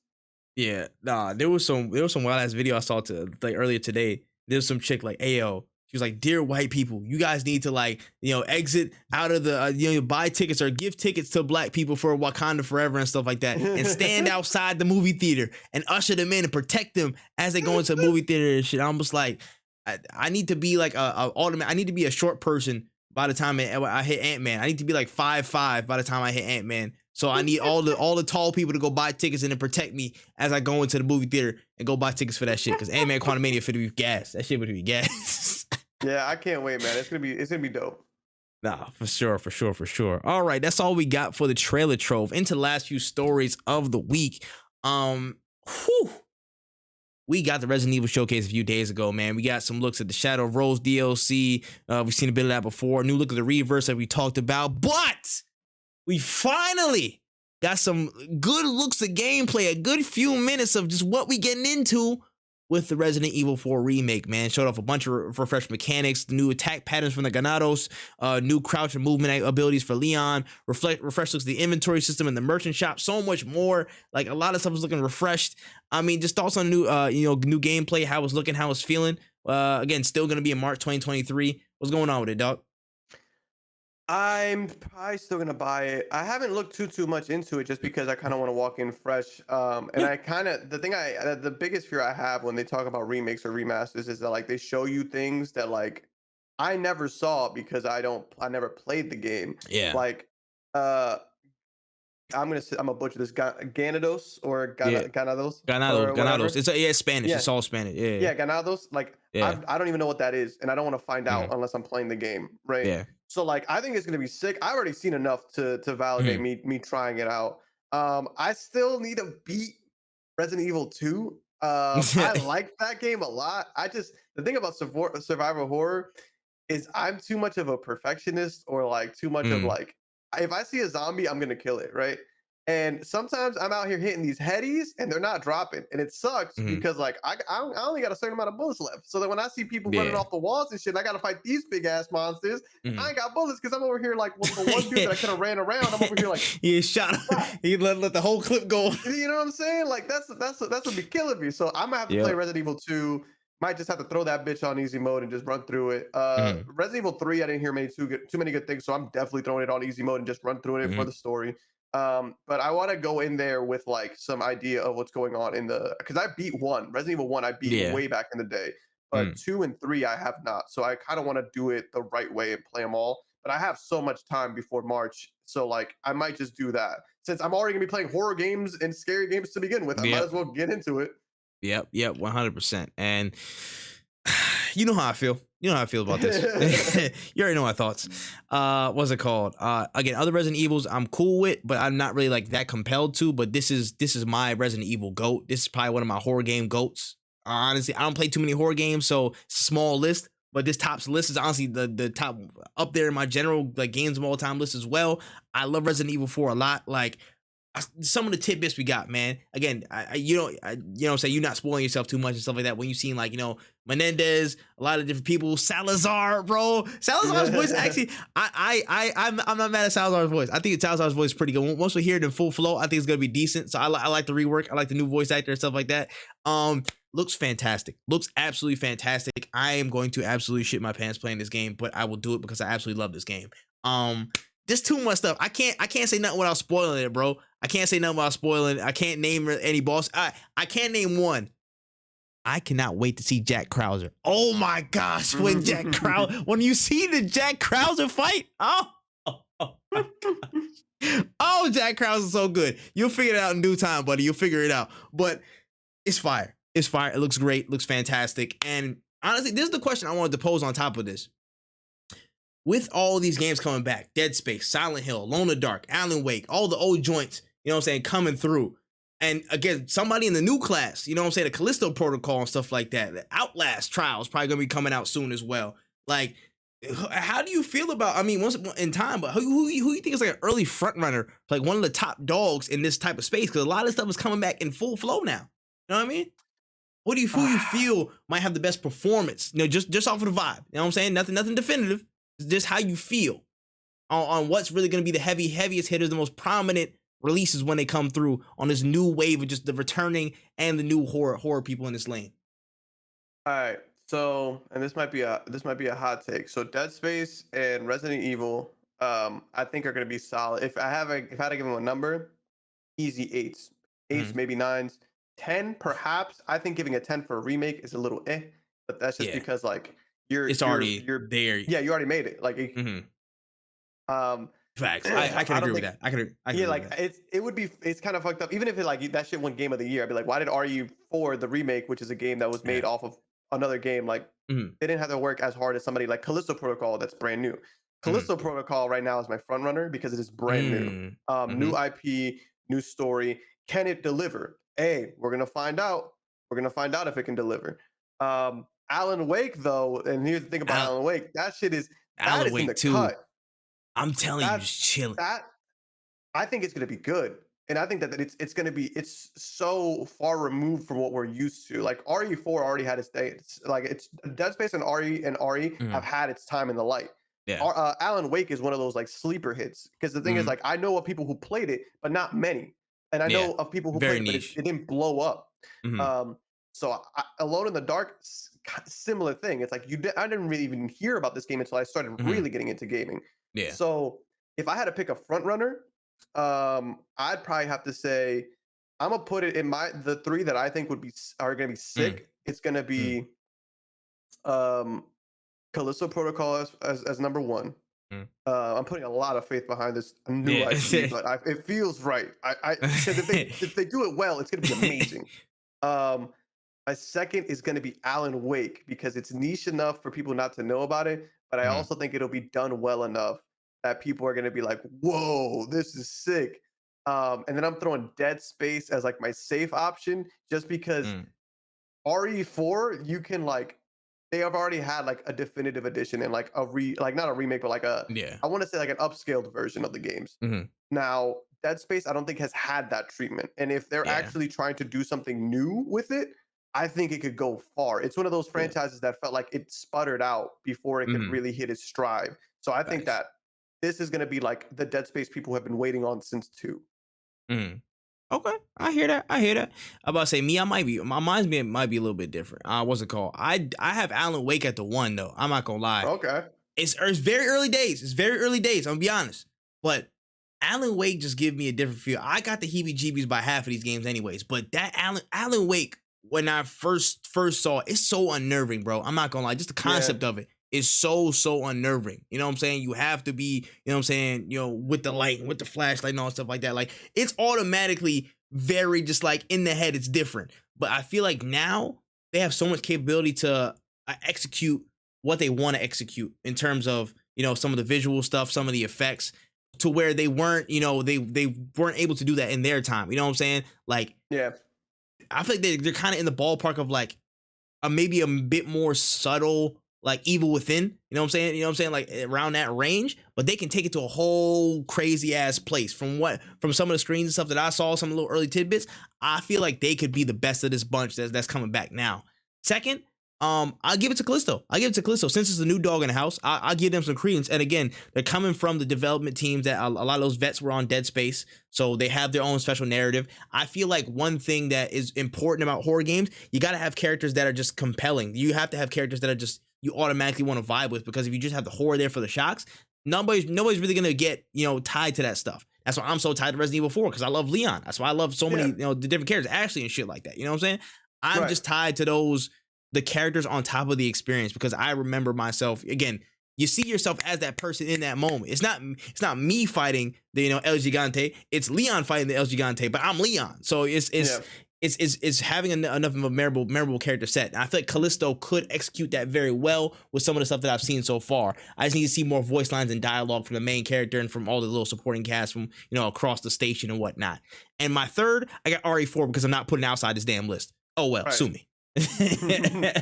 Oh yeah, all right, that's fair. That's a fair list. All right, bro. All right, but moving on. We heard this week from WB Games that a new mobile RPG is on the way from them and NetherRealm, entitled Mortal Kombat Onslaught, is being billed as a first mobile exclusive cinematic story experience. So an entire dedicated mobile game for Mortal Kombat on the phone. I don't think console people are gonna like that too much, but how you feel? How you feel about it? Listen, sure, I guess. Get your burner, man. Get your burner. Like, I don't know. Like, this kind of gives me. I just feel it in my bone. It's just gonna be like the Injustice phone game, or and I never even played those. I've just seen like my little cousins play those, where it's just like you tap one thing or like you tap the other. Yeah, it's like the Justice Arcade version. Oh, for real. Yeah, it's just like it's cool, I guess. Yeah, we did play that at DreamCon. We played that at DreamCon when it was at round 1. Yeah, like it was just like, all right, cool, sure. Tap. Yeah, like I guess if you guys want to do that, it's not hurting me, I guess, as long as it's not like, yeah, we're gonna develop MK12 after we finish MK Onslaught. Like as long as it's not a main studio, it's whatever. But like, hey, as long as you can let me like put auto attack on that bad boy, and let's just let me grind out, because that's a lot of the gameplay I get out of these mobile games. Like, can I do it auto? Okay, cool. Let me just watch it go through and do the gotcha shit after. Like, all right, whatever. Yeah, no, I hear it. Yeah, literally, I'm again, just shows you mobile gaming is going to be the wave. It's going to be the battleground over the next few years. This console shit has never been on, bro. It's mobile gaming, bro. I'm telling you, mobile gaming shit. It's going to be it's going to be the brand new frontier for all these people, bro. They flock into it like crazy. You see what's going on. But that's cool. Yeah, I'm getting outside. Whatever. If I got enough space in my damn phone, I'll delete some apps and play it. You know what I'm saying? Get my ass whooped over a shoddy, Wi-Fi connection. We'll see what's going on with that. But let's move on to this story. Now, I was very interested in talking about just a little bit. I know you've had plenty of conversation. You see the glasses are coming off. I love putting topics together, man. Over the past few days, there's been a lot of talk around the brand new addition to the Batman gaming line in Gotham Knights, but only over a specific choice the devs have made for their game. Now, WB have confirmed, of course, prior to release, that the game is running at a hard 30 FPS at launch due to the choices of untethered co-op gameplay and other design outcomes.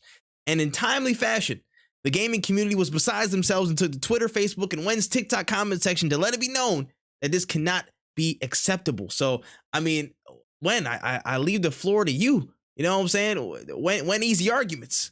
How do you feel about this development choice? How it's been portrayed? What's going on with it? Talk to us, man. So like the thing about the whole discussion, right? Is there's no nuance to this conversation whatsoever. Because the problem with these fucking conversations with people who don't understand FPSs, who don't understand how games are developed, how games are optimized, how games run in general, is this like idea that 30 FPS is bad. I want to just go on the record of saying 30 FPS isn't bad. If you think 30 FPS is bad, it makes games quote unquote unplayable, I would like for you to think of the top 5 games of all times, the games that you love to play. All 5 of them how many of those games launched at 60 FPS? For a lot of people that are not like 13 years old, almost the entire list is full of 30 FPS games that dropped on launch. On launch, they dropped at 30, and it wasn't a problem then. And now that we have like this idea that 60 FPS is what we need to be playing at, it just really when you ask the question, why do you think that that's the case? People just say it feels better. Does it really? Does it really Hmm. change to that extent? With me, I love 30 FPS because it feels more cinematic. All movies are shot in 24 FPS. Like that's how movies are made. Hmm.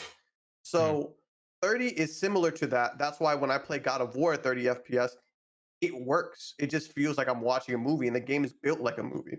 The biggest issue that I have with this line of thinking is that Gotham Knights is running at 30 FPS, a bad game, terrible game. It's running at 4K 30 FPS with untethered co-op. What other comparison, what other game is doing that? You show me what other game lets you run across the entire city of Gotham at a higher resolution 30 FPS. Any Spider-Man game. Like it doesn't make sense. Games do not need 60 FPS. The reason games do not need 60 FPS is because the only reason you need a 60 FPS, I'll take that back. The only reason you need higher resolution, higher frame rates than 30 Hmm. is if you're playing a shooter or if you're playing a fighter or if you're playing anything competitive in that nature. Hmm. Anything other than that is very unnecessary. It just looks different. The game speed doesn't change. You just see more frames. And honestly, I don't understand why 30 FPS ruins it for a lot of people. Like you're just spoiled is kind of what I it was comes about like. to Because say. you're I was about to go say. Oh, for it. yeah, no, I'm gonna tag you back in. I just want to do this quick aside. I personally believe that the dominant discourse of gaming, of course, for a long time has been FPSs, Call of Duty, Halo, blah blah blah. So they hear, oh, I can't do anything below 60 FPS nowadays because people have high competitive drive in these FPS games, like literally first person shooter games, not frames per second, and they think it's a buzzword for anything below 60 frames is a bad game. So they use that buzzword and apply it across the field to every type of gaming experience, not knowing that it's only applicable to shooters, fighters, or anything of that like where they're playing competitively and need an edge and need as much information as possible, as fast as possible with higher frame rates. So that I feel like that's why people apply most of that logic. Most of that logic. I'll even jump on and add Right. on to that is the simple fact that the reason a lot of people think that you need more than 30 FPS is because a lot of their remasters that they love so much, the Mm. reason that they buy them is because they give them the new resolution with the higher FPS. Mm-hmm. Why? Because if they told you I'm going to sell you fucking Last of Us 1 and we added extra textures, you're not buying it. You're not Mm-hmm. buying Last of Us 1 with extra textures. That's why they give you the extra FPS. They make it a selling point. They Mm-hmm. make it so that you think, oh, this is more shit. This is going to be a better experience. And to Mm-hmm. some extent, it is for some. Like it's not. Mm-hmm. I'm not saying 60 frames is bad. I'm saying 30 frames is not bad. Like if you want 60 frames, that's totally your choice of how you want to play the game. If you want 120 frames, go for it. But if you're sitting here telling me you think this gaming experience is not worth it because of the frames per second, on and we're not even going to talk about hardware, just the frames per second, Mm-hmm. then man, maybe the game just wasn't interesting to you enough to begin with. Maybe you just weren't Mm-hmm. interested in that franchise at all. Because I love fucking Kingdom Hearts, and that shit dropped at 30 FPS That when I played this that shit. facts. K's too was the 30 FPS with like whole 30-second lag times when you switch forms. So let's not even go that route. You know what I'm saying? Let's not do That shit that. was if the frames were the problem, you wouldn't have played these games. Like you enjoyed Facts. these games. They were all Facts. fun. The original Batmans were Facts. all on 30 FPS. So what's Facts. the difference now? It's like, oh, I have a brand new system. I'm gonna go ahead and say it on record. I'm saying a lot of shit on record. If you bought a PlayStation 5 because you want 4K 60 frames per second, you're an idiot. I don't know what to tell you. Like you can't expect a $500 console to give you the performance of a graphics card that is like up more than $700. My graphics Facts. card is $500. It is a 2070. I looked Mm-hmm. it up today in today's market is $500. It is a Mm-hmm. 2070. I can run things on faster than 60 frames, but that is just the graphics card. You want an Mm-hmm. entire console to run things at 4K 30 FPS? Bro, bro. Consistently. Come on. Come on. And I really don't want to hear the $70 argument either. because if you ain't got it, you ain't got it. You don't gotta you don't gotta talk about, "Oh, I gotta pay $70 for 30 FPS. Yeah, bro. I don't know. Mm. It's not $30 on Steam. Get yourself a Eh, PC. Like And, I don't know what you want from facts. me. And this is also the thing I'm about to say, tag it back in. This is the thing that also Mhm. gets me. I think of the situation as people see gaming in such a linear time. Oh, they just make the game cool. You understand people have design choices behind games? Like you can literally like look at the Order 1886. You can literally make a game in a specific different camera angle, frame rate lock, and lighting, and all that stuff. That's an intentional choice for what they have to do with the gameplay. They came outright and told you guys up front, because we have untethered co-op and all these other things that we have to do for you guys to do whatever you guys want in the same space. We have to limit this stuff. And again, for me, I know my personal preference. I would like to play games at highest fidelity. That's why I'm trying to buy a high-end rig. You know what I'm saying? It is what it is. But they're telling you up front, we're making this experience possible, so we have to limit stuff in some way, but we're gonna still provide you with enough, visual fidelity and 4K and stuff like that to hold you over it. But just the frame's gonna take a hit. That's a conscious decision. It's not bad optimization. It's not it's not an unforeseen circumstance of their development that they didn't cover. It's their specific choice, and I feel like that's where people are like, oh yeah, nah, this is a mistake on their part. This is not. No. This doesn't take away from their game if they told you it's an intentional choice. This was an optimized experience for that. I don't know what the optimization is actually, but they intended for it to be this way. So you got to respect the decision. And that's the what's the most frustrating thing about the whole thing is that, like, I'm getting people in the comments like, it being locked at 30 frames per second sucks. All right, cool, whatever. 4K 30 frames per second is not good enough.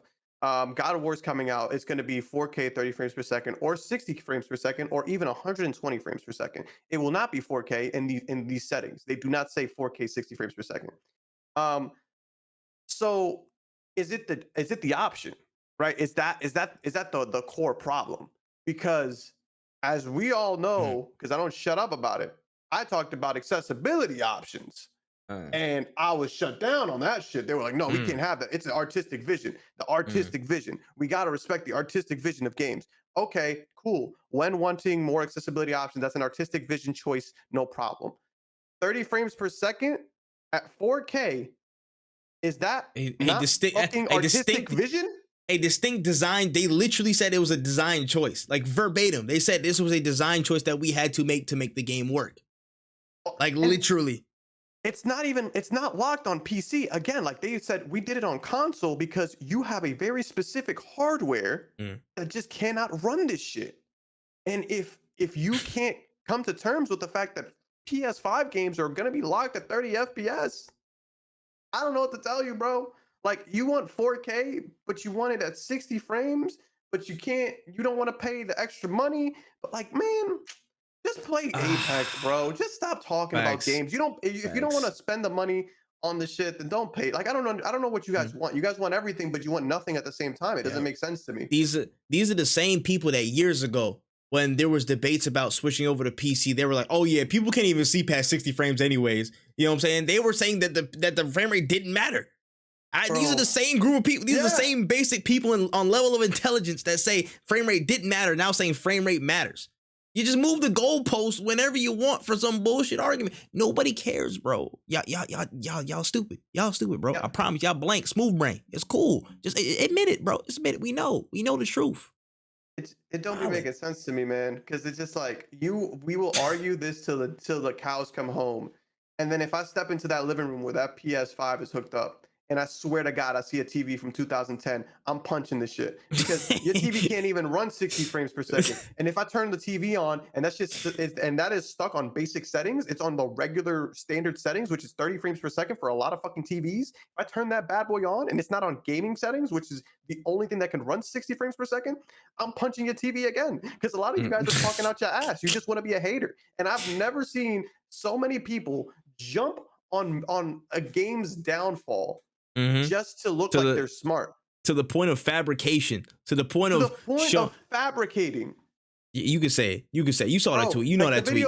the video I made a TikTok about somebody making a fake video on the frames per second, like a blatant lie. Like, he took 30 frames per second, reduced it to like 15, and put it up as like, this is what 30 frames looks like. And I was like, yo, this is crazy how people are lying about this. And people are like, but 30 frames sucks. And I'm like, yo, that's not the point. And why the fuck are you defending somebody who's making up fake shit just to make fun of it? Like, it doesn't make any sense. Mm. Eh, I don't understand how you can hate on a number. You know what I'm saying? Like, bro, I hate 27. I hate, like, what did he do? Murder your family? What did 27 do? You know what I'm saying? Like, what did 30 do to you, bro? Like, it's baffling to me how the goalposts move every time, and people are so easily swayed. Y'all gotta Google the things y'all are talking about at least, bro. You know what I'm saying? Like, come on, bro. At least have a slightly informed opinion. A slightly informed opinion. Y'all just heard the word 30 frames per second below 60, and you're like, oh, that's a less number. That means it's bad. Let's say bad things about this game. Like, come on, smooth brained. And it's nuts because even things like even things like maybe you should buy a game before you judge it is like a hot take these days. Like, bro, and the people had the whole IGN debate too recently. Like, oh my gosh, these guys have two different scores. Oh, IGN is like the worst source ever. They had two different scores. They changed their score in the same game. But when you look in the text, it's two different reviewers. And I was like, do y'all not understand that IGN is an opinion-based platform because they have different writers writing their opinions on different game? I'm just gonna put that over there. Yeah. Reading Rainbow. Bush failed us. Anyways, that's my quote. That's my quote on this entire segment here. Bush left children behind. We definitely left children behind on this one, guys. Oh my gosh. All right. Anyways, moving on to the next story here. I don't know if you caught this one over the past few days, but it seems that Amazon Game Studios has been testing some form of advertisement in game. But it's only visible to people that are like watching the stream of that game. So there was a clip of it specifically. Some guy was streaming New World, that Amazon Game Studios MMO, right? And basically he spotted an ad, like a return to Eternum on a outside of a house. And he was like, guys, I don't know if you're seeing this. He was like, I don't see it in my game whatsoever. But on the stream view, he saw how this was. He walked up close to it and saw how it was like generated, and like it was kind of like not tacked onto the house specifically. But it was a really interesting way of I guess putting an ad there. Now they're in full flow of testing. I just wonder how you feel about this stuff.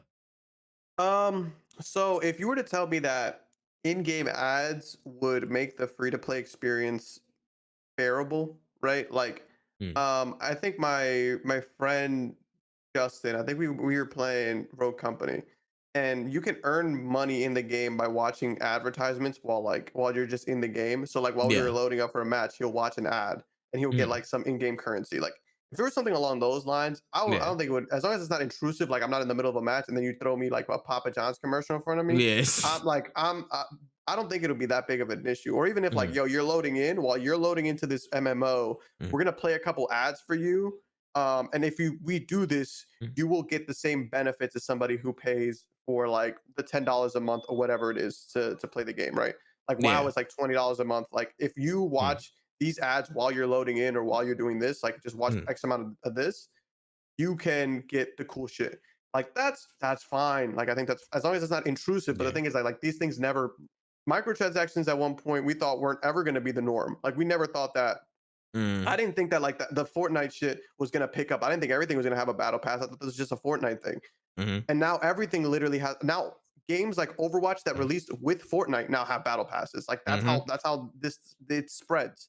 And like, not to touch on the fucking thing we just talked about, but like people were saying like these bad practices of 30 FPS is going to leak into the other industries. Like the bad practices already leaked. Like if they want to do the bad practices, they don't have to wait for anybody else. Facts.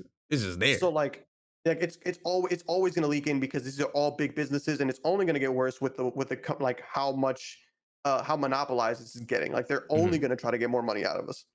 Yeah. So like I agree. I don't mind having ads in games as long as it's for the benefit of the player, for the benefit of people. But if they just throw ads into the game that I paid money for, I'm gonna be pissed. Like I'm not buying it. Like why would I want to, like New World, was it an ad in New World? Like it was in the game. It was literally for like, it was for an upcoming event called Return to Eternum for New World. And it was like, when you look at the clip, it was like on the side of a white house. So inside his actual game save, there was no ad. There was no ad actually in game when he booted it up. It was not there when he looked at his screen. But when he saw his view of the Twitch stream, the ad was there. So for the viewers that watched his stream of that game, they could see the ad, but it wasn't on his game per se. It wasn't on his game file. It wasn't on his. Yeah. So it's only That is specifically like, horrible. yeah, it's only specifically through like when somebody looks at your stream of you playing a certain game. That I think that shit should be illegal actually, because you're using, that's paid advertisement. If you threw it in the game, that's different. Like that's just part of the game. But if you threw it in my, you circumvented me to put it into my stream, that's crazy. Actually, I'm not a big fan of that. I thought it was more so like something like, remember when like 2K had like 2K TV and they would have like Oh actual yeah, ads they on did it? do an ad on there or stuff like that. I mean, Yeah. that is what it is. Yeah, I mean, but 2K is horrible with monetization to begin with. This is like, I don't like that they did it on stream. If they did it in game, I don't think it would have been that big of an issue. But this is where they fall into that gray area, is that this is an advertisement for the game he's playing. Technically, him playing the game is an advertisement for the game he's playing. Yeah. So it's like, yeah, it's how far outside of that realm are they willing to go? Like if it's like a damn, if you're playing the game right as a streamer, you see nothing, but on the stream they see you running through a level, and then on the wall they see a Pepsi commercial, they see a Pepsi stuff right here. Like how far is that going from, you know, a disruptive experience, so to speak, in terms of the experimental ads? So that's the question they got to ask themselves, and like temper their execution from there. yeah, because like I'm gonna be mad if I see a Gatorade commercial in my Destiny game. Like you didn't cut the check with me. That's crazy. Nah, also a fact, Brian. And what if it's a brand you don't support? You know what I'm saying? What if it's a brand that's not a part of your shit? So like a lot of things could come into play if it's experimental and it's based on an algorithm or random ads that buy space in certain areas of Twitch. So it's a risky move, I would say. Interesting execution, but a risky move. Yeah. Yeah, man. Yeah. All right. On to the penultimate story of this week. So Square Enix popped out the shadows, show off a brand new trailer for Final Fantasy 16 entitled Ambition. So it gave us another look at the story of the game and how several kingdoms are set to go to war over a slowly fading light of a magical crystal in their world, with plenty of action between the icons. Got a little hint of some of those boss battles that we might be getting into, and of course, it reaffirmed the starting date of the game, the release date of summer 2023. Thoughts on all the new gameplay and story that we got from this trailer here? Oh man, this game looks sick, but Final Fantasy 15 screwed me. Like I was really hyped for 15, and I was just like if I would have played Final Fantasy 15 when Final Fantasy 15 was actually ready to play, like when they gave me all the the definitive joint. Yeah. No, like, no, don't mind me. I'm just warming up. It looks really good. I'm just afraid of buying it and then finding out that like, we left out some big chunks of story because we were gonna put it in like some different stories. I'm not gonna lie, I kind of believe it this time, bro. It look. I kind of believe this time, bro. I'm not gonna lie, man. I kind of believe. I'm warming up for it, man. The Bay is ready. Like if I'm wrong the second time, it's the J. Cole bar, you know what I'm saying? What's up, shame on you? Facts, fool. Yeah, you know what I'm saying? Fool, we try to keep the blame on you. It's fair. But no, listen, from this trailer, I'm not gonna lie. Like I'm kind of suckering in. I like the medieval plots. I like the Republics fighting and shit like that. And it's rated R, so it's like you're gonna see gore. You're gonna see like, some raw shit. So that's dope on one end. But the gameplay is just. I'm a sucker for that JRPG shit. You know I'm a sucker for that. So you see how smooth it looks, and again, the added level of like the violence and gore on top of that. Like this might be that. It might be that. It might be that time, bro. It might be that time, man. 2023. We're gonna have a really big conversation at the top of the year about how big 2023 is. We need to make a whole prediction show about 2023 because everything is happening in 2023. No, it is. It's getting crazy. This right here is I'm not gonna say it yet, but this potentially could be one of my front runners for Game of the Year next year because this looks ridiculous. Yeah, and God of War isn't on that list because God of War is in this year, so God of War it might not have a. It's gonna be stiff competition, but I feel like in terms of the big releases, the big titans and stuff like that, this might be the only icon in that lane. You know what I'm saying, so to speak. There could be some sleepers, but I don't know off the top of my head. But Forspoken is Starfield.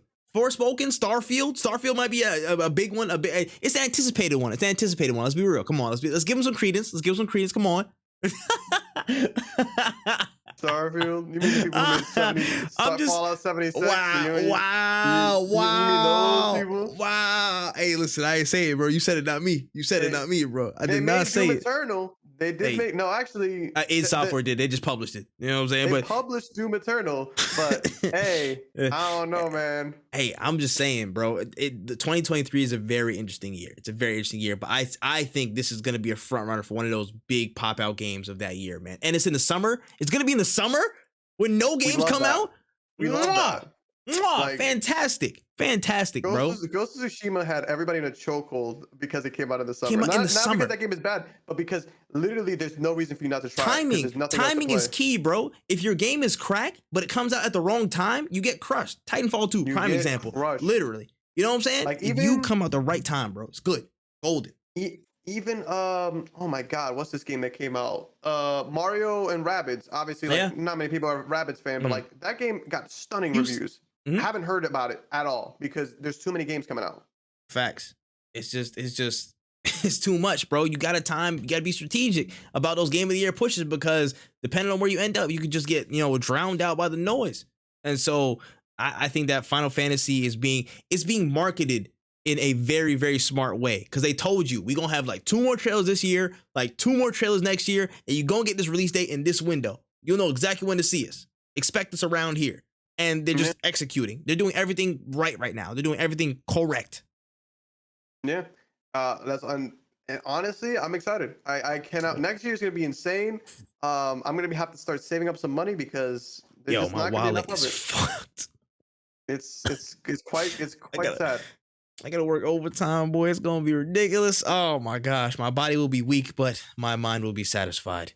Anyways, let's move on to the last story of this week here. Now, it was kind of a big, hubbub over the past few days and the past week, man. Over the title of course, Bayonetta 3. Now, amongst all the glitz and glamour, the reviews and anticipation of the game coming out, veteran voice actress and the main voice actor or actress for Bayonetta 1 and 2, Helena Taylor, she took to Twitter a few days ago to basically voice her distaste with Platinum Games' payment for her performance in the third game. Kind of went through the whole situation from her perspective of, they only paid her $4,000. There was, again, just different working conditions. She was underpaid. And there was a lot of uproar from that, and again, basically there was just a huge mass inquiry from that point. Hideki Kamiya, Platinum Games, just like got bombarded with stuff, and he just ended up going private, or his account got deleted or some shit like that. Wild stuff. But he made some comments and stuff went back and forth. And then recently there was new reports that suggested that Platinum offered her multiple installments of $4,000 and add-ons equaling up and around $15,000 for her work. And then she countered it, requested 6 figures with residuals and stuff. And then apparently that was declined by the Bayonetta dev team. But then that report that was corroborated by multiple sources, including an account from Taylor herself. So basically she kind of went back on her original statements and said, oh yeah, they did offer me $15,000. You know what I'm saying? Some of those things really did happen, but it's been a whole calamity of a situation, top to bottom, from many accounts. Just how do we feel about all this stuff going on and just the general, I guess, voice actor discourse that's been happening? I always believe the worker before I believe the company. But this is a horrible look. If the thing is, I'm less inclined to believe her because even she is going back on her own story, which is insane. This was like a call to action to everybody, right? Like this was a call to action to all the Bayonetta fans, and here we are, trying to defend you, and then they say, yo, you're a fucking liar, and then you say, okay, so not all of my story was straight, and then we're all sitting here like, what the fuck, what? He was defending you. How would you just fuck up? We're on your side, and the thing that sucks about this whole thing is that it's not even her that really is gonna be in a fucking in problems or whatever. She got her bread, she'll be straight. It's all the other voice actors who've been asking for this shit and have been who could have used this platform, who could have used this to showcase how they're actually underpaid. And you kind of just hijack that movement to try to get yourself a little bit more bread or to try to bring your name up.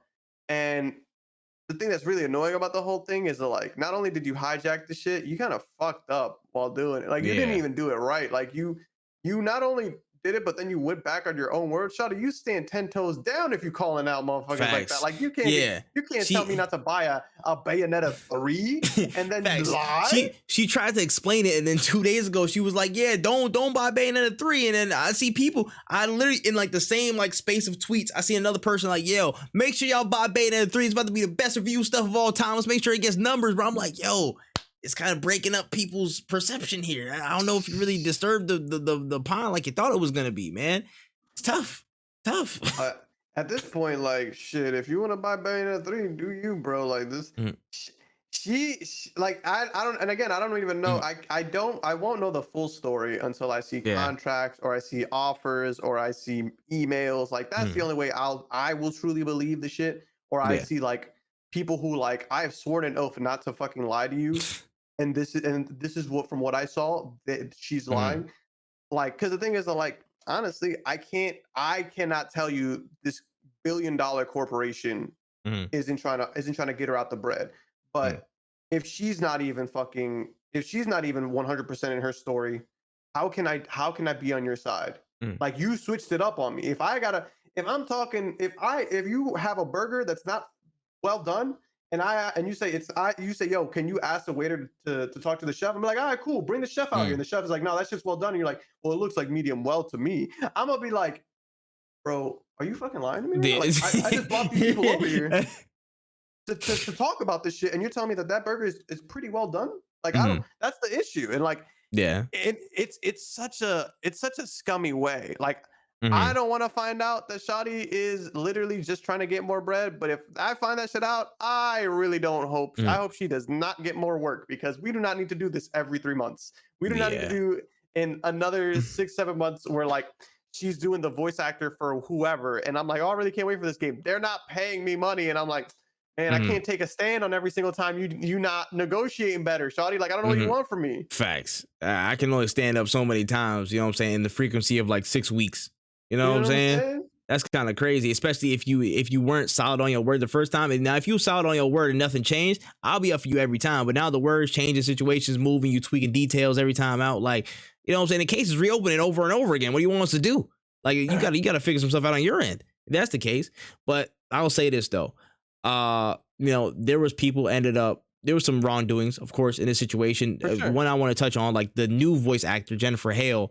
Again, she's like literally an elite level voice actress, like one of them names that you always bring in and stuff. She was Commander Shepard in the Mass Effect series. The female Shepard in Mass Effect series. She voice acted a whole bunch of different stuff, and you know, people threw hate her way for no reason. I was like, yo, that's wrong. That's not crazy. But also thinking about that, like, what's it called? There's a lot of different elements, I guess, to look at the situation, because apparently Jennifer Hale's unionized, but then Helena Taylor isn't unionized from what people have been saying on the timeline. So not enough representation on that end. You know what I'm saying? And there's a couple different factors that go into it now, because Jennifer Hale, you paying top dollar for her, and she's she's worked it now. She's already worked the game. So they shelled out the money for Jennifer Hale, which is probably more than what Helena Taylor was getting. So where's the discrepancy? You know what I'm saying? Did you just want more money to want more money? Or what? In my case, I think there's truth in the middle.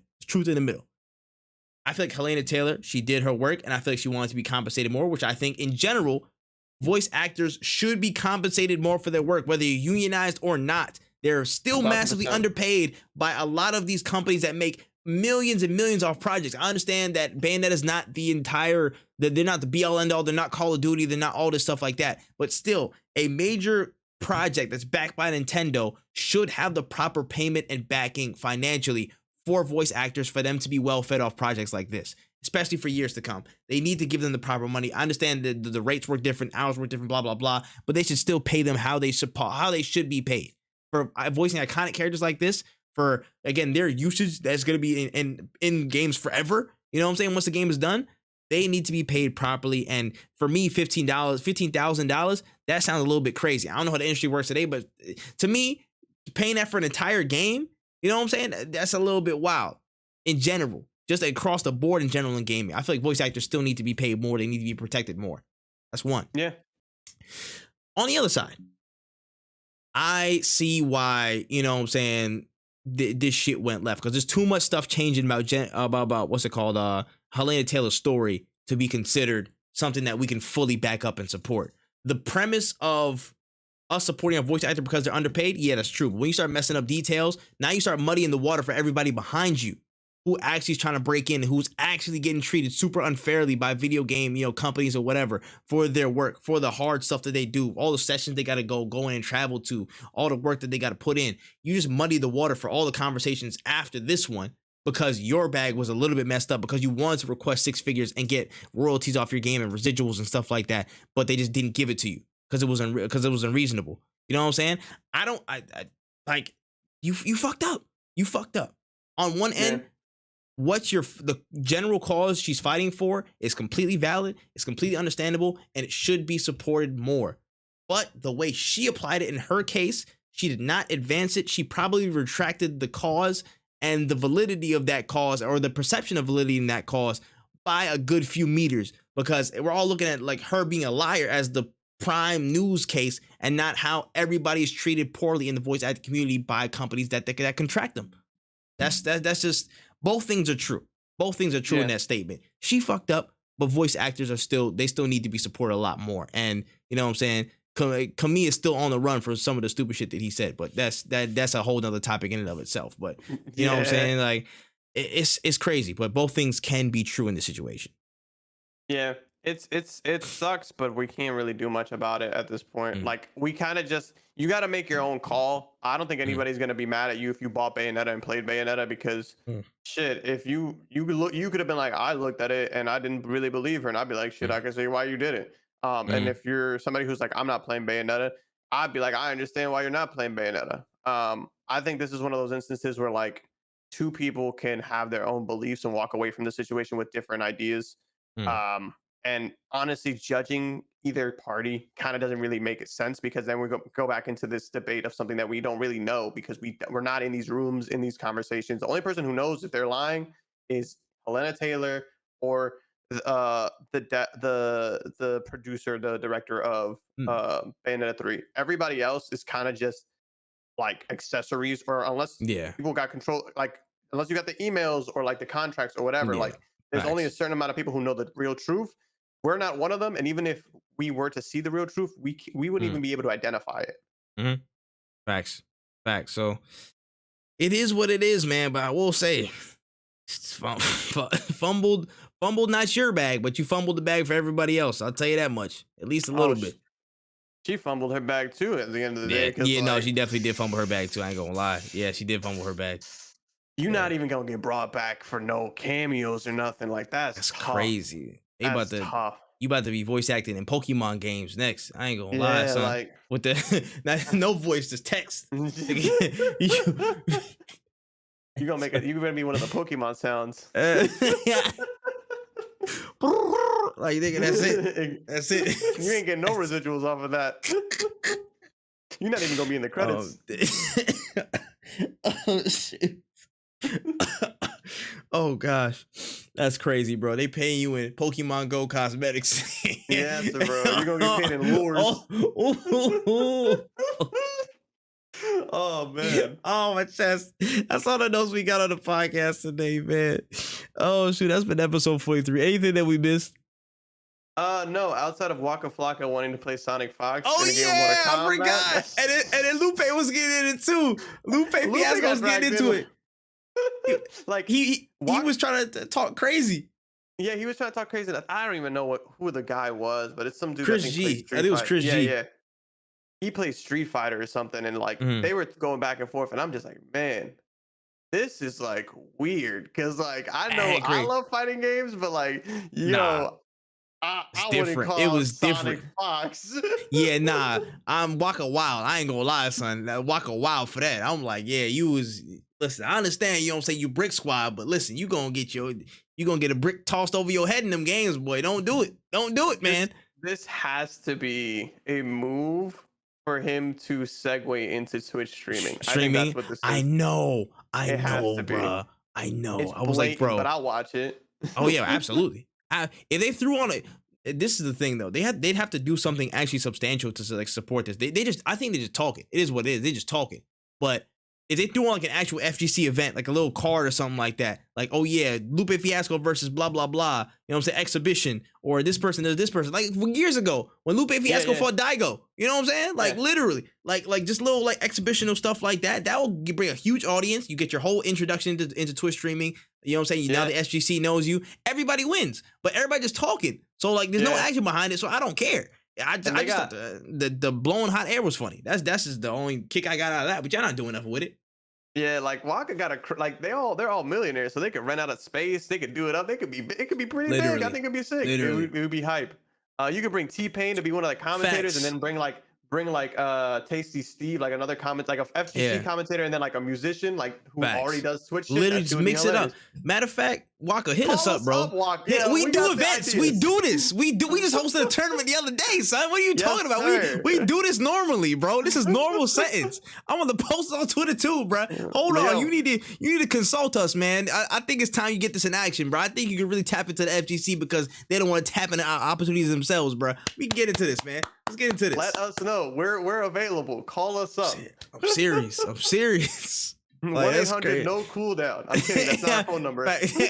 Yo, imagine they call us like I'm about to say some bond office. Like, what the fuck you gonna? Oh, about to say, what the fuck called a bail bondsman for? Anyways, nah, that was actually a pretty crazy story when it popped off though. But they should do something on from it. You know what I'm saying? You can't just talk it and just block people and stuff. You gotta be about it. But for sure. Yeah, that was cool. I didn't have any stories off the top of my head. I don't think. I don't remember any stories being on top.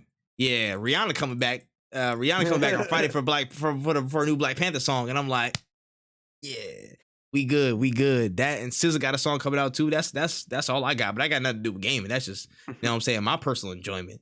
Otherwise from that, I think we chilling though. What's it called? Yeah, that's all I got on my show notes. Keep it a buck. Closing notes, Wen. Take us home, bruh. Thank you guys for sticking with us in our crazy schedule. The schedules will probably still remain a little bit crazy for a little while longer. Maybe not for no cooldown, but at least for my own personal stuff and maybe trips. But we will be back. I promise you. The no cooldown boys will return in Quantumania. Like you will see us soon. Nah, dead ass though, for real. Likewise, man. My schedule's still gonna be pretty hectic. I'm changing how I do my individual content, so please be on the lookout for that stuff. But streaming wise, I will be live. I will be back on Friday. If you're watching this, I will be back Friday. I will begin Elden Ring. I'm gonna drop a promo tomorrow. I'm gonna drop a little video and just talk about it, man.